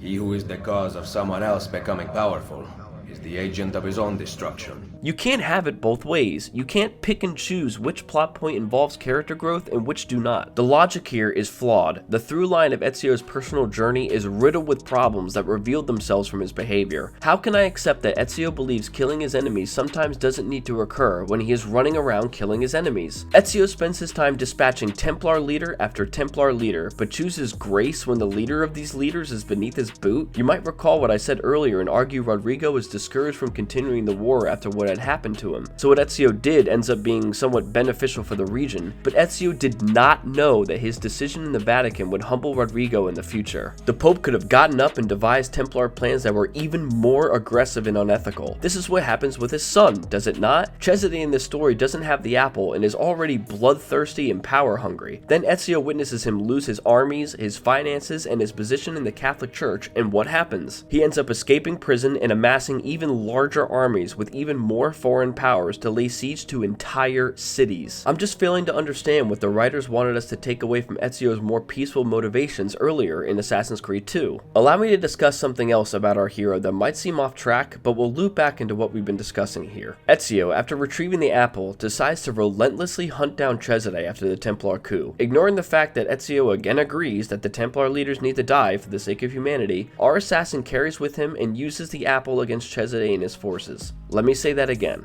Ezio uses a piece of Eden against humanity to further his goals. And Ezio doesn't use it sparingly either. He uses it quite liberally, killing and, I assume, destroying the minds of almost all the men charged with Cesare's protection whenever chasing down the Templar. Keep in mind that Cesare gets away from us close to 4 to 5 times throughout the story, so his use of the apple doesn't end up affecting Cesare's life, only the ones who are attempting to protect their leader. You might say that utilization of pieces of Eden against Templars specifically is an exception, but is every soldier serving under the Borgia family name a Templar? Are they even privy to the Templars' goals and motivations? Are they even aware of the existence of this order? I would say no, and I don't think that that claim would be an unfair stretch in logic. So, a member of an order who believes use of specific metaphysical artifacts against humanity is unethical and must be stopped is using the same metaphysical artifacts against humanity.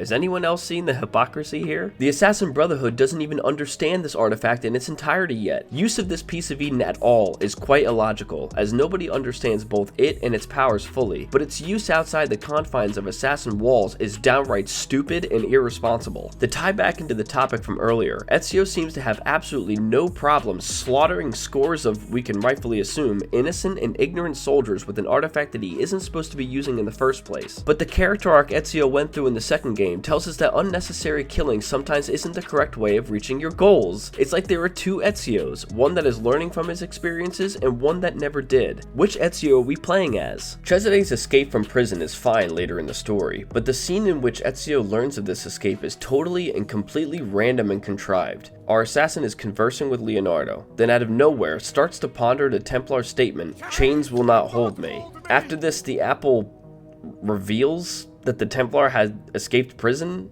Like, what? This is so strange, so weird. It's absurd. It's a lazy sequence of writing to artificially push the story in the direction the writers want it to go in. They want audiences to simply brush the ridiculousness under the rug and just play along with the narrative. Ezio getting pressed into action here makes no sense and comes out of nowhere.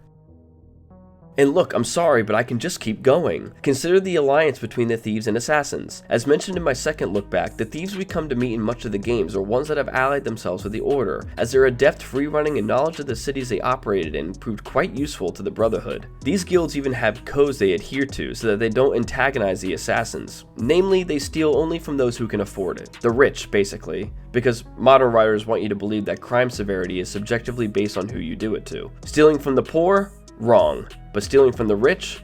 Justified. Why? Because it's assumed the rich had already stolen from the poor.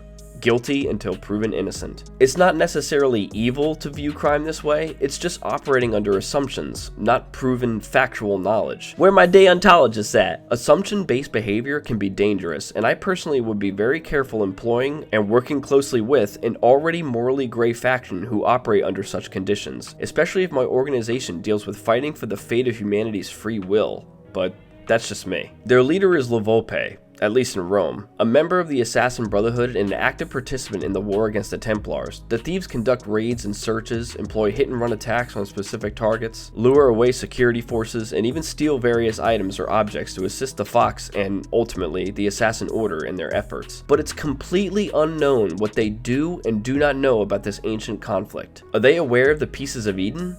Well, yeah, because Levolpe tells us that they were searching for it earlier in the story. One last thing. I need your spies to find the apple. It has been taken from me. We are searching the city for it already. Molto bene.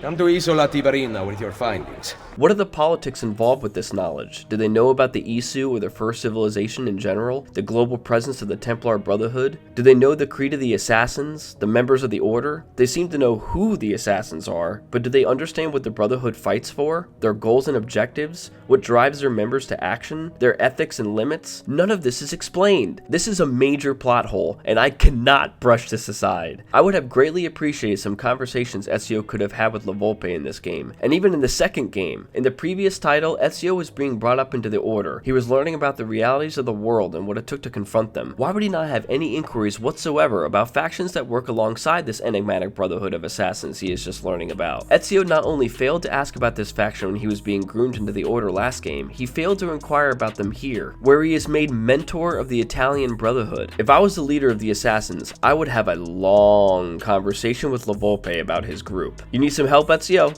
Here. Start with these 3 questions. How much do they know?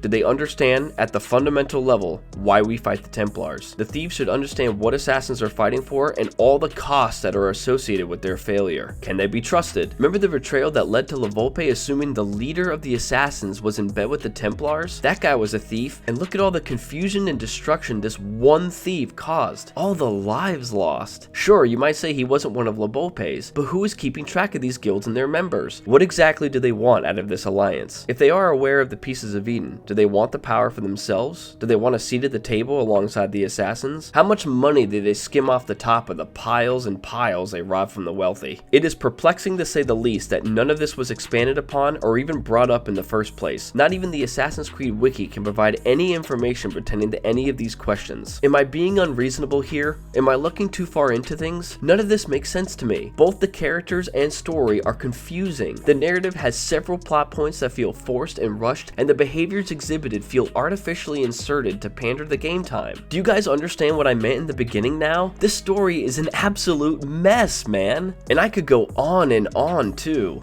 What exactly did Lucrezia know about this whole conflict, and why would Ezio assume she wasn't an agent of the Templars? Where was Fabio Orsini during the story? Why wouldn't he just assassinate Cesare? What exactly does Octavian know about both Brotherhoods? Is he in on the master plan of the Templars? If so, why wouldn't he be one to urge Rodrigo or Cesare to use the apple? If not, why would Ezio kill him? He allowed Micheletto to live, stating that merely propping up a tyrant is punishment enough for him, but Octavian propping up Cesare isn't allowed? Why did they make Lucrezia and Cesare secret lovers when not only is there no historical evidence of this, but it has little to no meaningful impact on the story? Since when does the apple grant you whatever sight Ezio uses to see Cesare's escape from prison? We have never seen this before. I thought it held illusionary powers. Now it holds truth powers too? And I'm sure there are many, many more questions that could be asked if I look deeper. This whole thing is a travesty. Now, let's discuss something some might call incendiary. Let's talk about indoctrination. It's not necessarily catastrophic that the game doesn't comment on it, but its absence is disappointing enough for me to devote a section to it anyway.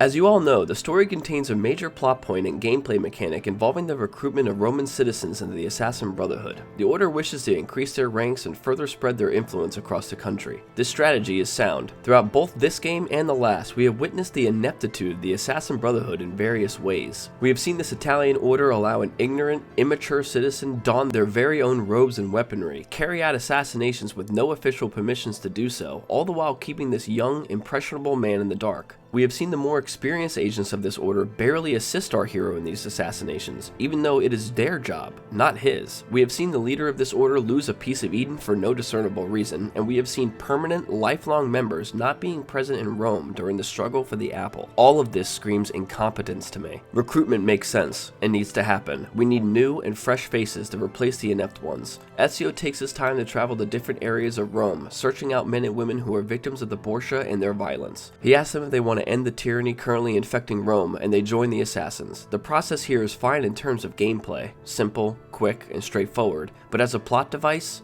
I have many questions. This section involves the concept of indoctrination for several reasons. Before we begin, let's discuss three things. What is indoctrination? Is indoctrination inherently evil? And how does indoctrination relate to the story of Assassin's Creed Brotherhood? Indoctrination is the process of teaching a person or group to accept a set of beliefs uncritically. There are several definitions that contain differing terms and words to define it, but this one fits perfectly into my discussion. People may confuse this word with teaching. To further clarify the difference between the idea of indoctrination and the idea of teaching, indoctrination is instruction given without the possibility of criticality, or at least without the desire for criticality. One must listen and follow, no questions asked. Teaching, on the other hand, invites and is open to questioning and critical thinking. Now, by its very nature, is indoctrination evil or even somewhat unethical? I am no philosopher, nor am I a sociologist, so please take what I am about to say with multiple grains of salt. I am fairly certain that indoctrination is, at a fundamental level, unethical. I believe that there are two concepts that need to be discussed with this statement: the intent of the instruction and the mental faculties of the target audience. If the intent of the instruction is to instill tenets that are not to be questioned, then one has already crossed the line between ethical teaching and unethical indoctrination. One might argue in defense of this by citing the example of parenting. Parents are charged with the molding and forming of their offspring's realization, understanding, and confrontation of life's challenges. They do not ask or desire to be questioned during a child's rearing. Gino, my son, hold the door open for ladies that are behind you, and allow them entry first. Is this indeed indoctrination? My parents do not wish me to argue with them over whether I should have done this or not. I am to obey their commands and do what I'm told. However, ideal parents would take the time after the maturity of the child to explain the tenets passed on to them in order to justify the instructions. Loving parents intend their children to question their reality and the world around them once they are mentally able to. Children who have matured enough to think critically will then listen to the justifications, interpret them as they see fit, and choose to continue in that line of thinking or not. This is the crucial element of parenting. The distinctions made between what the parents know cannot be logically questioned now, but is able to be questioned later. And this leads seamlessly into my second concept, the mental faculties of the subject. Not only does the intention of not being questioned at all ever need to be absent, but the instructor needs to understand the psychological capacities of their audience. Children, the mentally ill, the emotionally distraught, and the victims of extraordinary circumstance are all classic targets of indoctrination. Why is this the case? The degree of psychological fortitude most commonly found in almost every other subject is either weakened or not there to begin with. It's easier. simpler. These targets do not wish to, or have the ability to, question the instruction. This is why we see the most extreme figures of history striking when the economy is disintegrated and there is uncontrollable violence in the streets. This is why we see very young children being taught the tenets of religion or transgenderism in grade schools. This is why we see the manipulation of depressed or abused individuals for money or other favors. It's easier, and the ones indoctrinating them know this. Listen to me now. Is there anything inherently wrong with an individual with drive and passion emerging from the ashes of a collapsed society? No. Is there anything inherently wrong with religious or transgendered people? No. Is there anything inherently wrong with asking a family member or friend for money or favors? No. All I am saying is that these are examples of when indoctrination is easier. If you do not have the intent of unquestionable loyalty with your teaching, and your teaching is not targeting the audience purely because of their level of mental faculty, then you are not indoctrinating them. Do you understand what I am saying? Good. Now, with all of that said, how does this tie back into the game's story? Ezio is actively recruiting for the Assassin Brotherhood. We see the moment Ezio saves these citizens from the situation they're in, then we see him inquire about dismantling the oppressive force in the city, then we see they are available to fight. There is not a single piece of dialogue or writing that explains what happened in between these 2 points. Ezio is part of an organization that fights for humanity's free will. The reason this conflict exists is due to an opposing organization, the Templars, that wishes to dominate the minds of the masses. This is possible because there were beings that came before humans that designed artifacts of ancient technology with varying levels of metaphysical power and psychological restriction. The Templars wish to use these pieces of Eden to control humanity and stop the violence and bloodshed that has enveloped the species since its dawning. The Assassins wish mankind to reach this level of peace through their own free will, without the influence of force or manipulation. How in the world is one meant to be given this information? All up front, a little at a time? You might want to point me in the direction of the last game, where we witnessed firsthand Ezio's journey to be introduced and invited into the Order, but this, I believe, is a special case. Ezio was not only the son of a very prominent and active assassin in the region, but the mentor at the time was his very own uncle. Side note here, in my last look back, I mistakenly believed that Machiavelli was the mentor, but he only became mentor after Mario's death in this game. Mario was indeed the mentor of the Italian Brotherhood during the second game and up until his death. My bad. So, Ezio's journey into membership was built upon family ties and blood relations. Sure, it is a possibility that in an alternate reality, Mario and Ezio are not related whatsoever, and Mario could have found Ezio after his family members' executions, but that's a slim chance at best. Ezio already had a fundamental loyalty to Mario and a willingness to listen and join the Brotherhood due to his father's and uncle's already existing membership. As a result, this does not provide us with adequate evidence that other individuals' journeys to join the Order would mirror Ezio's. The ones we are recruiting are regular citizens, totally innocent and ignorant bystanders that are caught up in the violence of the Templars and asked to join. The reason this is important is because the trust involved in the grooming of Ezio, namely the information that was dumped onto him, already had a foundational element to it: family. If we are an assassin recruiting a stranger, we don't have the luxury of that trust. The surrender of the information pertaining to the goals, drives, purposes, and history of both orders has a long list of assumptions that are married to it. Recruits need to be trusted. They cannot be ones that are privy to all the knowledge an assassin can give them and not be a part of it. They would be too dangerous to society. They could reveal too much. Because of this, I'm not exactly sure how this process would actually work. What elements of the world do you explain to them? What parts of reality do you reveal? What if Ezio explains to a citizen that the oppression done to the city around them was the work of the Templars, but after learning more about the philosophy of the rival order, come to agree with it? What if they agree with the idea that the short-term loss of some freedoms yield a long-term gain of worldwide prosperity? What if they agree that humanity is a lost cause and incapable of peace on its own? What if they agree that the free will of the populace is a cancer to the global unification that could end the evils that inhabit the world? If a recruit voices any of these doubts, and you are not able to convince them otherwise, what is the course of action an assassin should take? The only thing to do, in my opinion, is to kill them. Consider the implications of allowing a turncoat to run free. They can join the Templars and reveal all your secrets, your members, your plans and designs, your outposts and bases, or perhaps even worse, they could just go their own way. Now you and your fellow assassins assassins are not only fighting the Templars, an already vast network of highly competent individuals banding together, but now rogue agents that have the capability of amassing huge numbers of third-party followers. There is precedence for this behavior, by the way. Savonarola from the previous title discovered and used the Apple of Eden not for the assassins, not for the Templars, but for himself and himself alone. The assassins cannot have Savonarolas running around, devising plans for the world and using pieces of Eden to make those plans manifest. This isn't sustainable. Salvi, one man, took over an entire city for years and destroyed decades of knowledge and literature in the Bonfire of Vanities. Imagine an entire world of Salvis running around, obsessing over and endlessly searching for pieces of Eden. To have a recruit go against your teaching and instruction would be catastrophic to the entire purpose of the Order. And because of this, I don't see how an assassin could allow a recruit to go against them. So, this is not teaching. This is indoctrination. It has to be. If you reveal everything at one time in one massive monologue of lore and history, then there is a possibility the recruit could disagree with a few things. If they disagree, they must be annihilated. If you reveal things slowly, one historical figure or event at a time, then you are keeping them in the dark to the true nature of the conflict. Whether you agree with the assassin ideology or not, this is nothing more than manipulation. You don't think this is manipulation or indoctrination?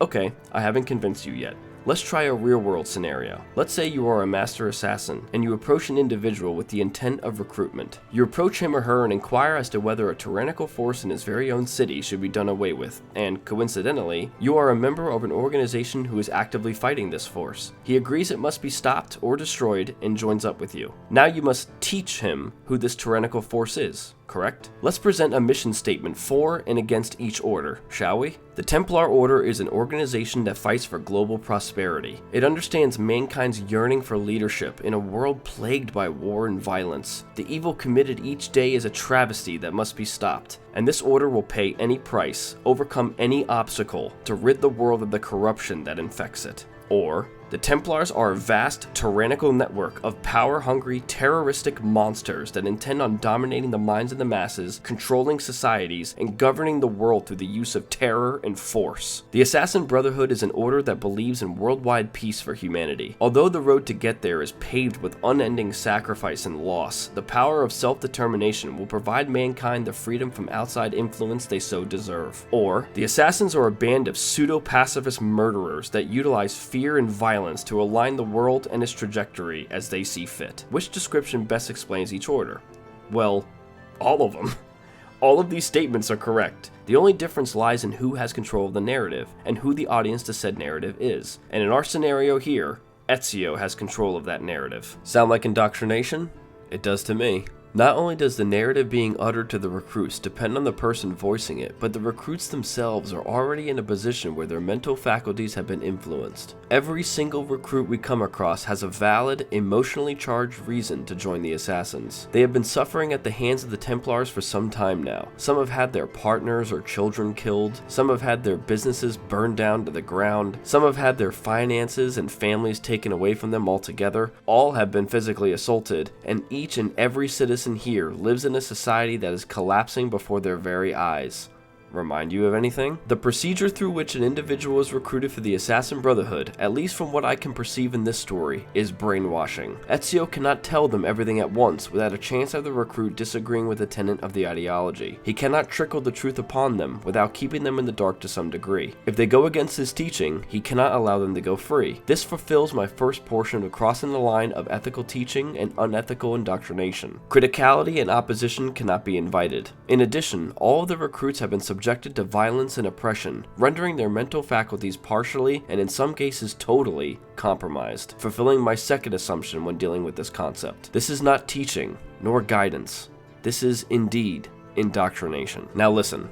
I know this has been quite a long section, and maybe some of you aren't really interested in this kind of stuff, but I found it fascinating to explore. The inner workings of how these orders function and operate is what makes me tick, and I love to venture out into the practices of these brotherhoods for the sole reason of them being inherently unknown or even enigmatic to us. Let me also say that this is not at all me grilling the game. Yes, I do believe it's very disappointing that the universe doesn't really touch on this, outside of our protagonist's induction journeys into the order throughout the series, but I think it's fine if the universe wants me to believe that indoctrination is the process by which new recruits are brought into the order. I accept that. All I'm trying to do is discuss these processes and explore the implications of them. I just wish it was laid out in a more efficient way instead of its complexity having to be scrutinized to this degree. Even though this adventure into the practices of these two warring factions was very interesting to me, the story as a whole was not. I truly think this is one of the worst stories Assassin's Creed has to offer. I am truly baffled by the audience reception of this title if it is indeed relying on the narrative side of this game. This story is a sequel to Assassin's Creed 2.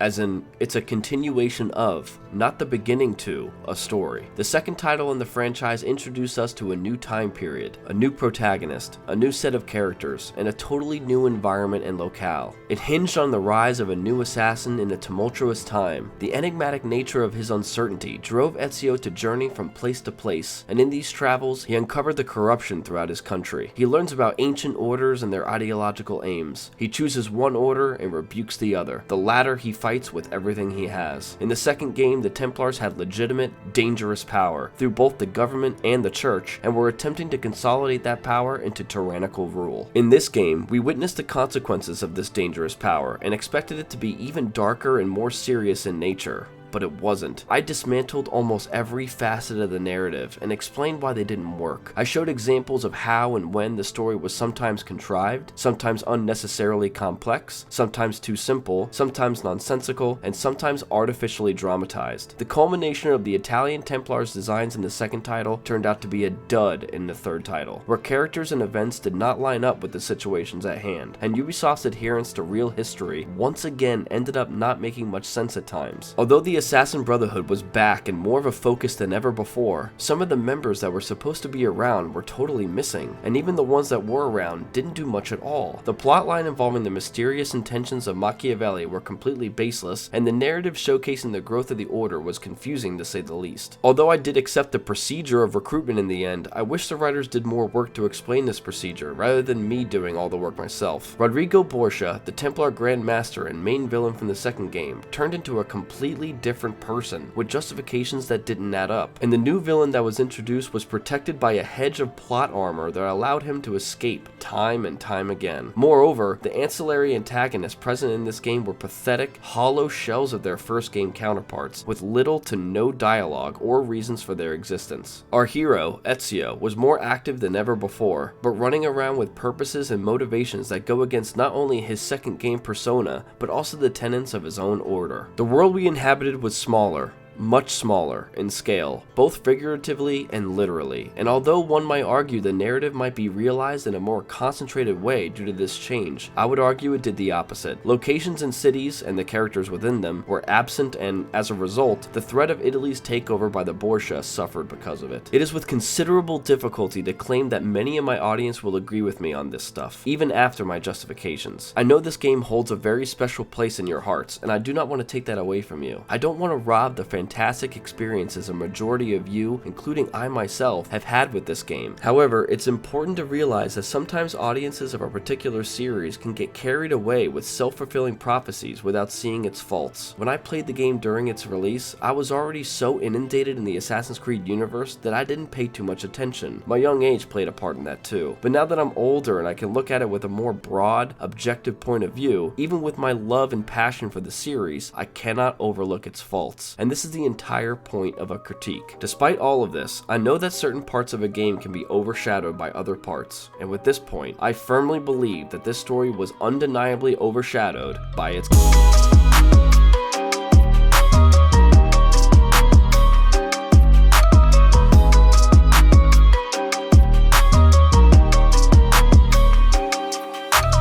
The gameplay in this title is absolutely superb.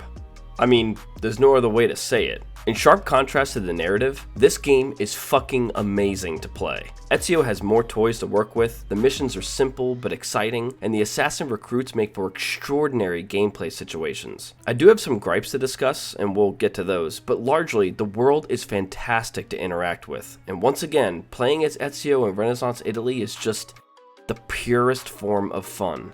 And with this small summary of the gameplay finished, let's get into the weeds. The parkour and freerunning in this game stems from the same engine as the prior two games. Although Assassin's Creed 2 added speed to Ezio's freerunning, it did not add anything mechanically. The animations and movements remain almost exactly the same. Brotherhood takes the Ezio from the second game and plops him right down here in this game. No added traversal options, no improved mechanics, and his speed remains the same. This is not meant to be a complaint, by the way. Outside of Assassin's Creed 1, I've always considered the first generation of Assassin's Creed games to possess fairly serviceable freerunning, although I do prefer Generation 2's parkour systems in Assassin's Creed 3, Black Flag, and Rogue. The gameplay is neither hurt nor improved because of the parkour here. A place where it is improved lies in Ezio's added tools. Not only did Ezio retain the skills to pick up various weapons from enemies and use them seamlessly, and not only did he preserve the equipment he was granted in the last game, I just drank a beer, sorry.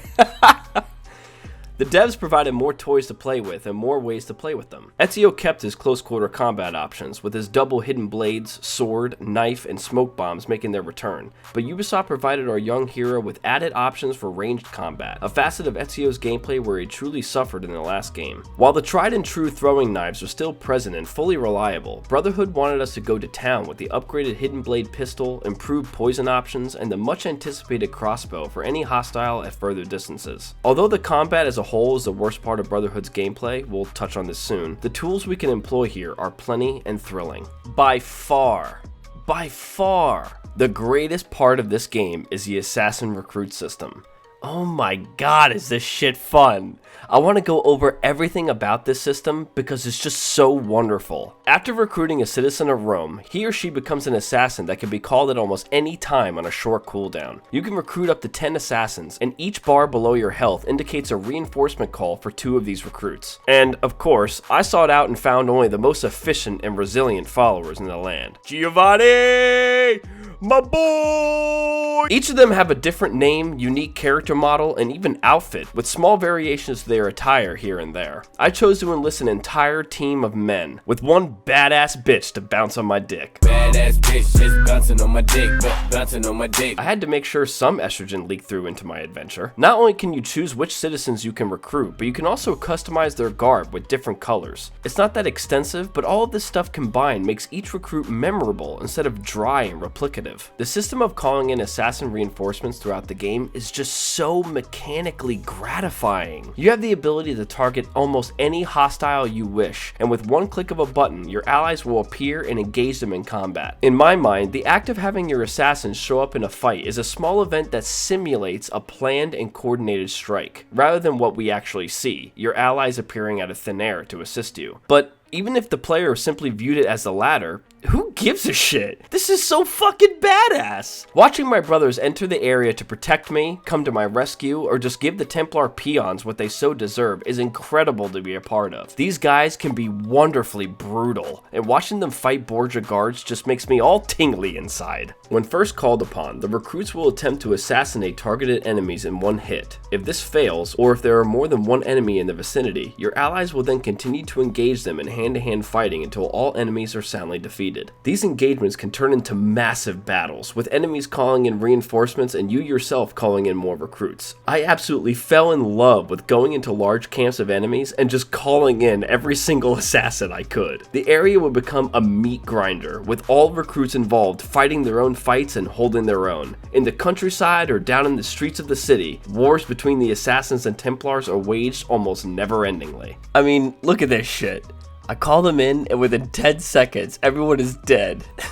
These poor dudes. Most of the time, I would just be looting the bodies while my men slaughtered everyone around me. Recruits can gain experience as well, and with experience comes leveling systems. A level 1 recruit has little armor and only has hidden blades to use, but with each passing level, they will gain defensive and offensive tools to use while they help you in a fight. They can end up with upgraded health, heavier armor, hidden blade pistols, throwing knives, and even smoke bombs. These progressive upgrades make the fights more visually entertaining, as all of these tools make their appearance in the the environment around you amazingly chaotic. In combat, once an assassin loses all health and dies, they are unavailable for a certain amount of time. However, if these recruits die a second time, they are gone completely, and Ezio must, once again, turn to recruitment to fill his ranks. And this leads into perhaps the most interesting part of this system. Strangely enough, the leveling and death mechanics also make you somewhat bond with these allies. Not only are you privy to their initial motivations to join the Brotherhood and liberate their cities from Borgia rule when you first encounter them, but once you begin to deploy them in combat throughout the story, you begin to have shared experiences with these allies. Knowing that they can get stronger and become more adept assassins, and once you realize that losing them one time makes them subject to permanent death if they die a second time, you tend to care about how you employ them. These shared experiences develop a sense of camaraderie and responsibility for their well-being, and there were many times where I rethought strategies for certain reinforcement calls, or rushed to my recruits' aid if they were in danger. Along with what I'm about to discuss in a second, caring for and making sure your recruits were growing in strength and experience, all the while holding yourself accountable for their safety, makes you feel like you are indeed Ezio,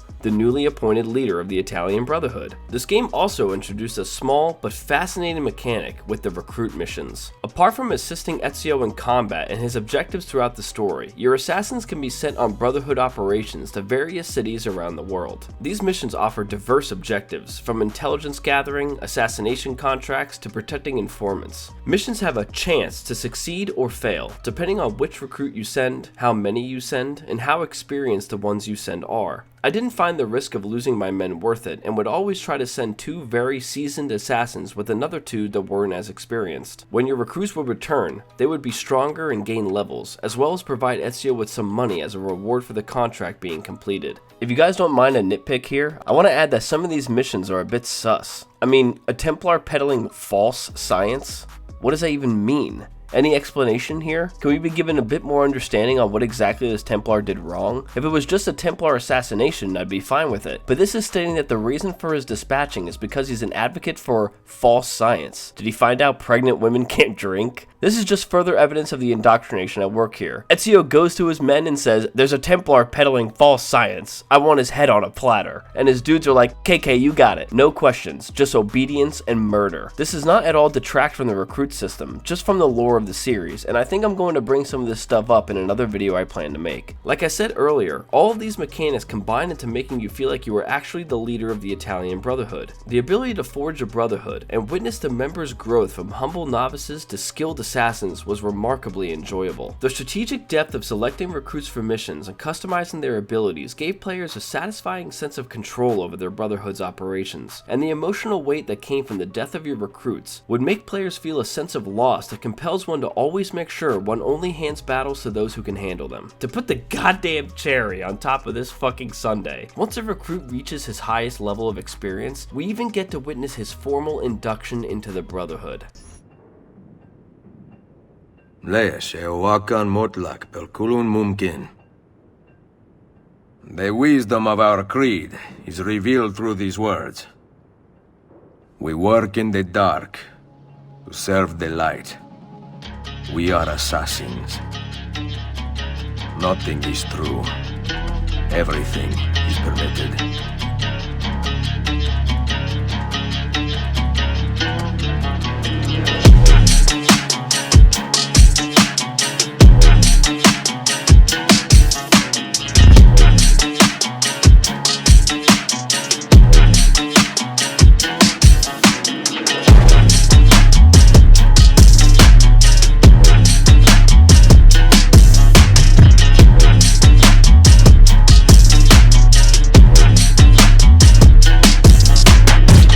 Learn all those lies from your Borgia masters. I speak the truth. It is you who tell the people lies. Give me the code sheet. Making a return from the second game is the presence of the dungeon missions, although here they are labeled as followers of Romulus missions. I am going to make a separate in-depth video on these guys, but for the purposes of this video I'm going to simply explain what they are and how they are another great element to the amazing gameplay of this title. The followers of Romulus are a secret society dedicated to the ideals of the ancient Roman founder, Romulus. By delving into these dungeons, players gain insights into the cult's beliefs and history, and unravel what's really going on throughout the story of the game. Like I said, said, a separate video on this group will be available soon. These dungeons, much like the previous title, are parkour and free-running challenges. They force you to problem solve and think critically, navigating through not only the environments, but also through complex puzzles and traps. Each dungeon is cleverly designed, bringing to the player intricate mysteries to solve and logically work through. Not only are they extremely rewarding in terms of the mental challenge, but my god are they a visual treat. The game's art and level design shine as players explore these underground labyrinths. Ancient architecture, eerie lighting, and small intricate details create an immersive experience, making the players feel like they are indeed an outsider entering a place they are not supposed to be in. In my last look back for Assassin's Creed 2, I complained about how the dungeon missions had enemies, and you might be wondering why I'm praising this game's dungeons, even though a lot of them possess hostiles. This is because a lot of the dungeons in the second title simply added enemies to dungeon areas, instead of revolving and centering the gameplay around them. Here, the dungeons are focused on the presence of these enemies, and all of the architecture assists the players in navigating around or through them. This is a crucial difference to make for any game. If a game wants to increase difficulty for the player, simply adding enemies to random places does not accomplish this. Instead, revolve the gameplay and its mechanics around the existence of the enemies you want to insert. This might be a simple change, it might just be my personal opinion, but tackling missions in this manner goes a long way for some players. These dungeons were, again, one of the best parts of this game. The immersion in the environment, the parkour challenges, and the chasing sequences were extremely exciting and again makes you feel like you were inhabiting Ezio himself, as each and every movement you perform feels intuitive and rewarding. I'm even half tempted to say these are better than the second game's dungeon levels. I really can't choose which I like more. Assassin's Creed 2 had better parkour challenges and grander areas in terms of art and design, but included enemies and chases that shouldn't have been there. Whereas Brotherhood has areas more suited for enemies with more exciting chases, but I still prefer focused, specific free-running challenges in general. Yeah, I'm not sure which I prefer. Don't let my inclusion of downsides stop you from playing these parts of the games though. They're both incredible. Easily the best types of missions in both games.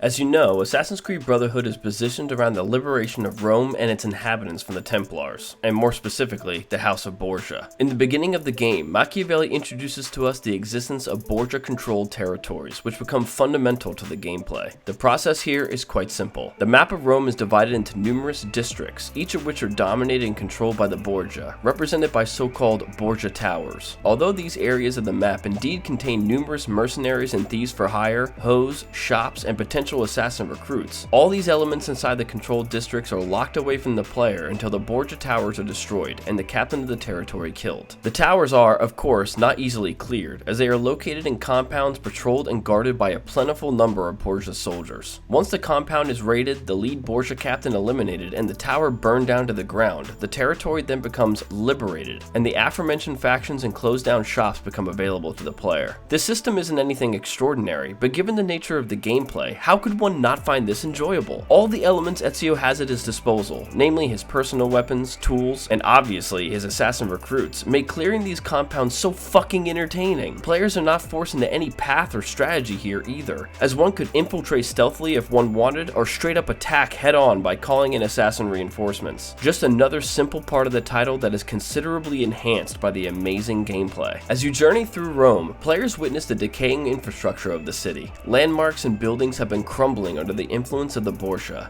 a testament to the corruption of the Templars and the necessity of its cleansing. I do want to insert my own opinion here that the Withering City does not line up with the Templar ideology. As discussed before, the Templars want nothing but order and perfection. Why on earth would they not devote all their power to the preservation and building of the city's infrastructure? Honestly, I don't think this makes much sense in terms of lore, but maybe somebody could again blame this on the Borgia's so-called Dark Age of the Order. But I digress. Ezio, using a personal architect, can spend his money on restoring the various buildings that have been rotting around the city. After doing this, your intermittent income will increase. I'm not sure why, but even though this facet of the gameplay is so small and arguably insignificant, there's just something about going to an area and cleaning it up that makes it so satisfying. Along with this is the restoring of the various shops that are available to the players. Like mentioned earlier, when the Borgia Towers are destroyed in a certain district, blacksmith, clothing, medical, and bank establishments can be opened up, further increasing your income. income. These shops do exactly what you think they do. Blacksmiths fix armor and offer stronger weapons and tools, the clothing shops offer different color outfits and bigger item pouches, and the medical posts refill your medicine slots and heal you. But by far the most enjoyable part of this was the inclusion of the banking system, which allows Ezio the opportunity to collect his income from any bank in the game, rather than having to go back to fucking Claudia like in the last game. Small conveniences in open world games like this make all the difference sometimes. This brings us to the combat. It's not good. Again, this is the worst part of the game. And listen, I want my audience to understand me and why I'm so critical of this. Assassin's Creed, up to this point, is mechanically shallow. It's serviceable, like, it works, but it's just not compelling in any way. Introducing various tools like smoke bombs and the ability to use any weapon is nice, but the combat is replicative and unbelievably stale. The developers knew this too, because they added a mechanic in this game's combat system that just screams incompetency. Gentlemen, say hello to the Leonidas kick.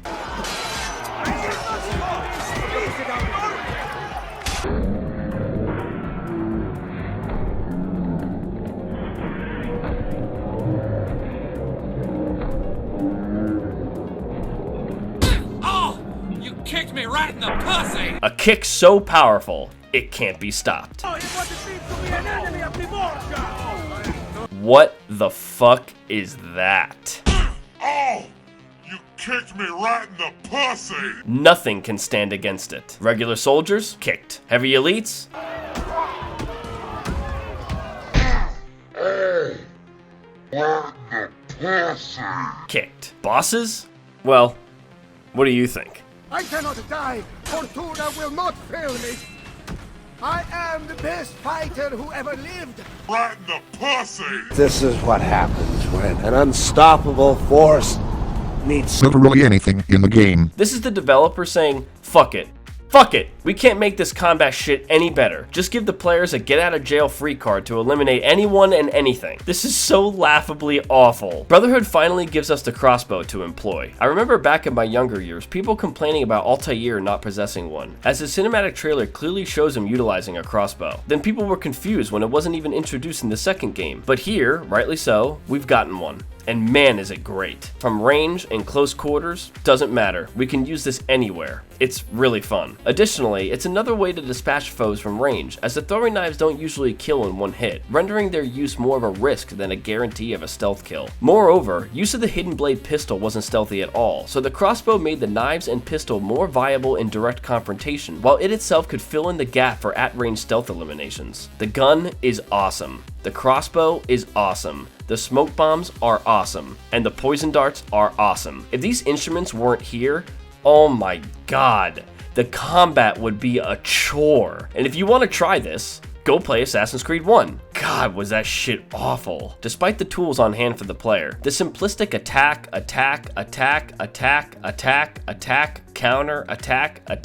counter, attack, made for exhaustingly boring combat. Perhaps the only part of this game that is subpar amidst the rest of the title's incredible playability elsewhere. This low caliber fighting system seems to be becoming a trend while I play through the series. I really hope they fix it with the next few titles. Furthermore, adding to the fucking kick of death, Brotherhood further detracts from the enjoyment of the combat by inserting a kill chain mechanic. Once you land a killing blow on an enemy, you can then continue one-hit killing all enemies in your vicinity until you take damage. Like, is this fun?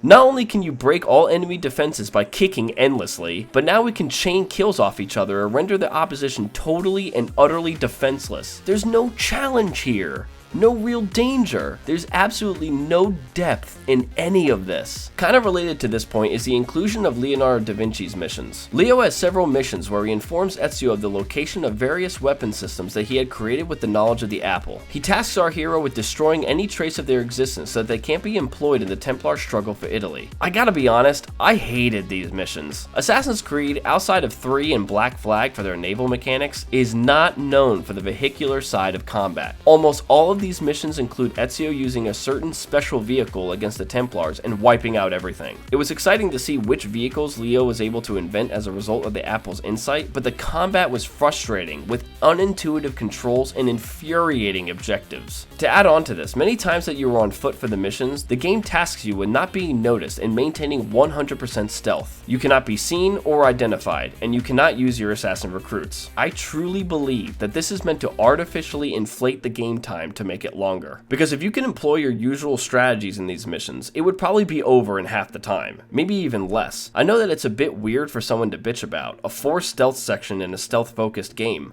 but I like freedom. I like to choose how I approach a situation. I don't like being forced down a certain path, and I certainly don't like being gaslit into thinking I'm playing a longer game with more content just because the missions force me to play inefficiently. There's also one more thing I find odd with this. Assassin's Creed Brotherhood, by its very nature, is about the assassins going into frantic mode. The Templars have taken over a city and a piece of Eden. There is no reason to keep their order hidden from this situation. The assassins need to make themselves known to the general population and get their help in overthrowing the current leadership. The recruitment system is obvious evidence of this. However, you can't tell me that stealth is the main point of the game when we are inflicting mass murders of guards with a brainwashed army of citizen soldiers, running around slaughtering hundreds of military members, all the while destroying compounds and towers with violent explosions and using ancient artifacts of technology in broad daylight. We are doing all of these things constantly, but Ezio can't be seen in a random area of Italy's countryside stopping a certain top secret vehicle from being wiped off the map. Leo's side missions force us to be stealthy in a video game that is lying to us about being a stealth game. All the while, the main missions make Rome look like a gigantic battlefield of hooded psychopaths fighting a bloodthirsty military force by committing Borgia genocide and planned demolition of infrastructure all over the city. The missions don't have a cohesive, logical through line, at least when you take the side missions into account. I don't care about the game being one about the assassins finally coming out of the dark to fight the people. That's great, just don't have me going on side missions while whispering in my ear, "Remember,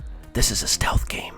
It doesn't make sense. I do want to touch on the utilization of the Apple of Eden. As you are well aware, Ezio has the ability to use the apple in straight up combat, and there is a discussion to be had here. We've seen the apple's use in both the first and second Assassin's Creed games. In the first, Al-Mualim used it to control the minds of Altair's brothers in the Order in an attempt to stop the young assassin from laying waste to his plans. He used it to replicate himself and even craft illusionary replicas of all Altair's previously assassinated targets to eliminate our young hero. In the second game, Ezio uses it to simply duplicate himself multiple times in order to stop Rodrigo from entering the vault. In both of these instances, we have never been able to actually employ the apple in combat. In Brotherhood, the mechanics here are interesting. Ezio is not able to make copies of himself, nor is he able to control the minds of his enemies. Two ways we have seen the apple employed previously. But here we are seeing yet another thing the apple can do, seemingly destroy the minds of any target the possessor wishes. This is odd, because earlier in the story we see Ezio use the apple to take over two of Cesare's guards and have them kill each other, but chooses not to use it against Cesare. Why not? Is this yet another plot hole? Why not hold him in place like Mualim had done with Altair? Why not take over Cesare's mind like Mualim had done with the Levantine assassins? Why not craft an illusionary version of yourself to block his escape like Ezio had done in the last game? The apple's powers are not consistent. If you really want to play the contrarian, you could claim that everyone involved with the use of the apple doesn't fully understand it yet, and each individual we witness employing it throughout the series finds new and different ways it can be used. But I find this to be a lazy claim. The writers have control over this, and nothing describing or even hinting at this possibility was ever uttered by anyone ever. I said this earlier about Rodrigo, but I'm not sure if this is something the developers wanted players to piece together for themselves, or if it is again another major oversight and erroneous inclusion in the game. Use of the apple in combat is unique to say the least. After triggering its abilities, an illuminated circle forms around Ezio, expanding as long as you hold the action button. Any opponent caught inside the outer ring begins to attack their allies, and anyone inside the inner, secondary circle is immediately killed, making these enemies grasp their heads or simply collapse from the Piece of Eden's influence. Moreover, as you can see here, it also seems to have a profound effect on Ezio himself. In addition to eradicating all opposition in his vicinity, Ezio appears to harm himself with its use, falling to his knees and losing much of his health. I love the visuals portraying the immensity of this artifact's power. Indeed, it is shown to be magical, otherworldly, and metaphysical in nature. You can even see guards cowering in fear of its use at times. Although I love the portrayal of the apple's wonder and power, its presentation was inconsistent with what we've seen so far in the series, and this presentation is also rendered to be full of plot holes when one takes into consideration all the times we've seen it on screen and all the situations its powers could have been used in.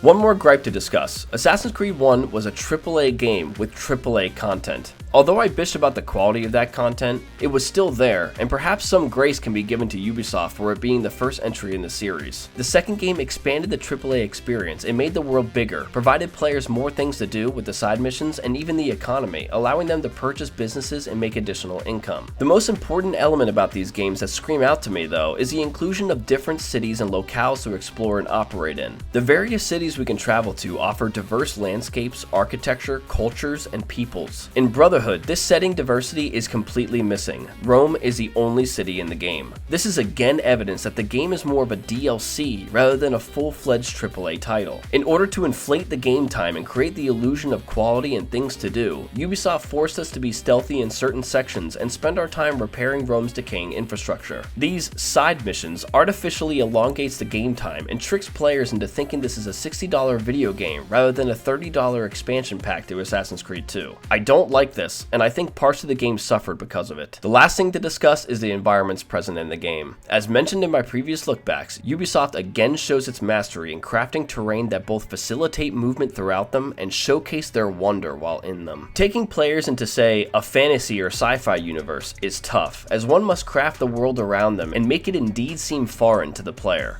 However, these players don't have anything to relate or compare the content to. One can't complain as justifiably as one could with a real-world example, like actual history. Ubisoft continues to hold immense skill in bringing players back in time to a place that actually existed, all the while designing these places in a way that revolves around the story and gameplay they created. The buildings, landscapes, and terrain around Rome all enable smooth free-running and parkour, but don't give us any way to justly complain about its authenticity being disingenuous. All of it is so wonderfully realized, and this whole concept can be explained by a single sentence. A concept Ubisoft carries in all the Assassin's Creed games up to Origins. The environments in Assassin's Creed are meant to look and feel natural, not realistic. There is little chance that the pegs coming out of the building and the stones jutting out the side of the structures would have been positioned in the same way here that they would have in real life, but none of it looks unnatural. Every single item in the world seems to be exactly where it should be, and none of these structures look out of place or take the players out of the world that they are inhabiting. Brilliant game design.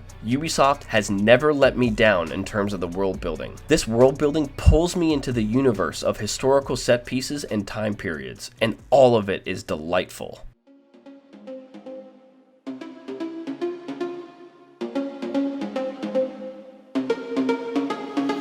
Assassin's Creed Brotherhood is a double-edged sword. Although the narrative aimed to pick up the pieces of its predecessor and even possessed immense potential for continued profundity and exploration of the lore, it ultimately lacked the depth and coherence required to leave me even the least enamored. Even though the pacing of the story was satisfactory, the arcs, characters, plot points, and motivations of the narrative led to an uneven storytelling experience. The foundational elements of philosophical and sociological complexity that had driven the series up to this point were completely missing. The gaps and holes present in this story were totally unacceptable, and the continuation of Ezio's story was a disappointment to say the least. The villains were less than paper thin, and the side characters were more confusing than enjoyable. Key plot points that were important to me, like the recruit's education process and the Apple's powers, were unexplored, or at the very least underexplored, robbing players of additional mental and emotional investment in the lore. On the other hand, amidst the storytelling setbacks, Brotherhood absolutely excelled in delivering an unparalleled gameplay experience. The city of Rome, despite being the only city we can explore, served as an exciting playground for players. The intricate design of the city, complete with towering landmarks and bustling streets, enhanced the sense of immersion immersion and authenticity. Climbing the Colosseum or traversing the rooftops of crowded markets added a level of thrill to all the missions in the game. The recruit system was incredible, making one feel like the leader of the Italian assassin order, while also bringing so many smiles and laughs to my journey. The combat, although again one of the worst parts of the game, didn't completely ruin the experience due to the improved gadgets Ezio could employ. The dungeons were joys to navigate through, combining visuals and challenging puzzles together in one seamless adventure. When looking back on the audience scores this title had gotten, the game's positive reception highlighted the significance of engaging in interactive gameplay over a compelling narrative. Players were willing to overlook the flaws in the storytelling, even if I believe many of them didn't notice these flaws. The sheer enjoyment of exploring Rome with an established, charismatic character, fantastic environments, and unbelievable systems like the assassin recruits were, in my opinion, why this game did so great. This entry in the series fell short of delivering a cohesive and emotionally impactful narrative. However, its exhilarating gameplay compensated for its narrative faults, leaving a lasting impression on the gaming community. If you ask any Assassin's Creed fan, I would bet a vast majority of them would remember Brotherhood in a positive light. While Brotherhood may not have achieved the storytelling excellence of its predecessors or successors, its legacy endures in gaming history. This entry reminds us that even in the face of narrative inadequacies, compelling and immersive gameplay can elevate a gaming experience to the realms of greatness. In my opinion,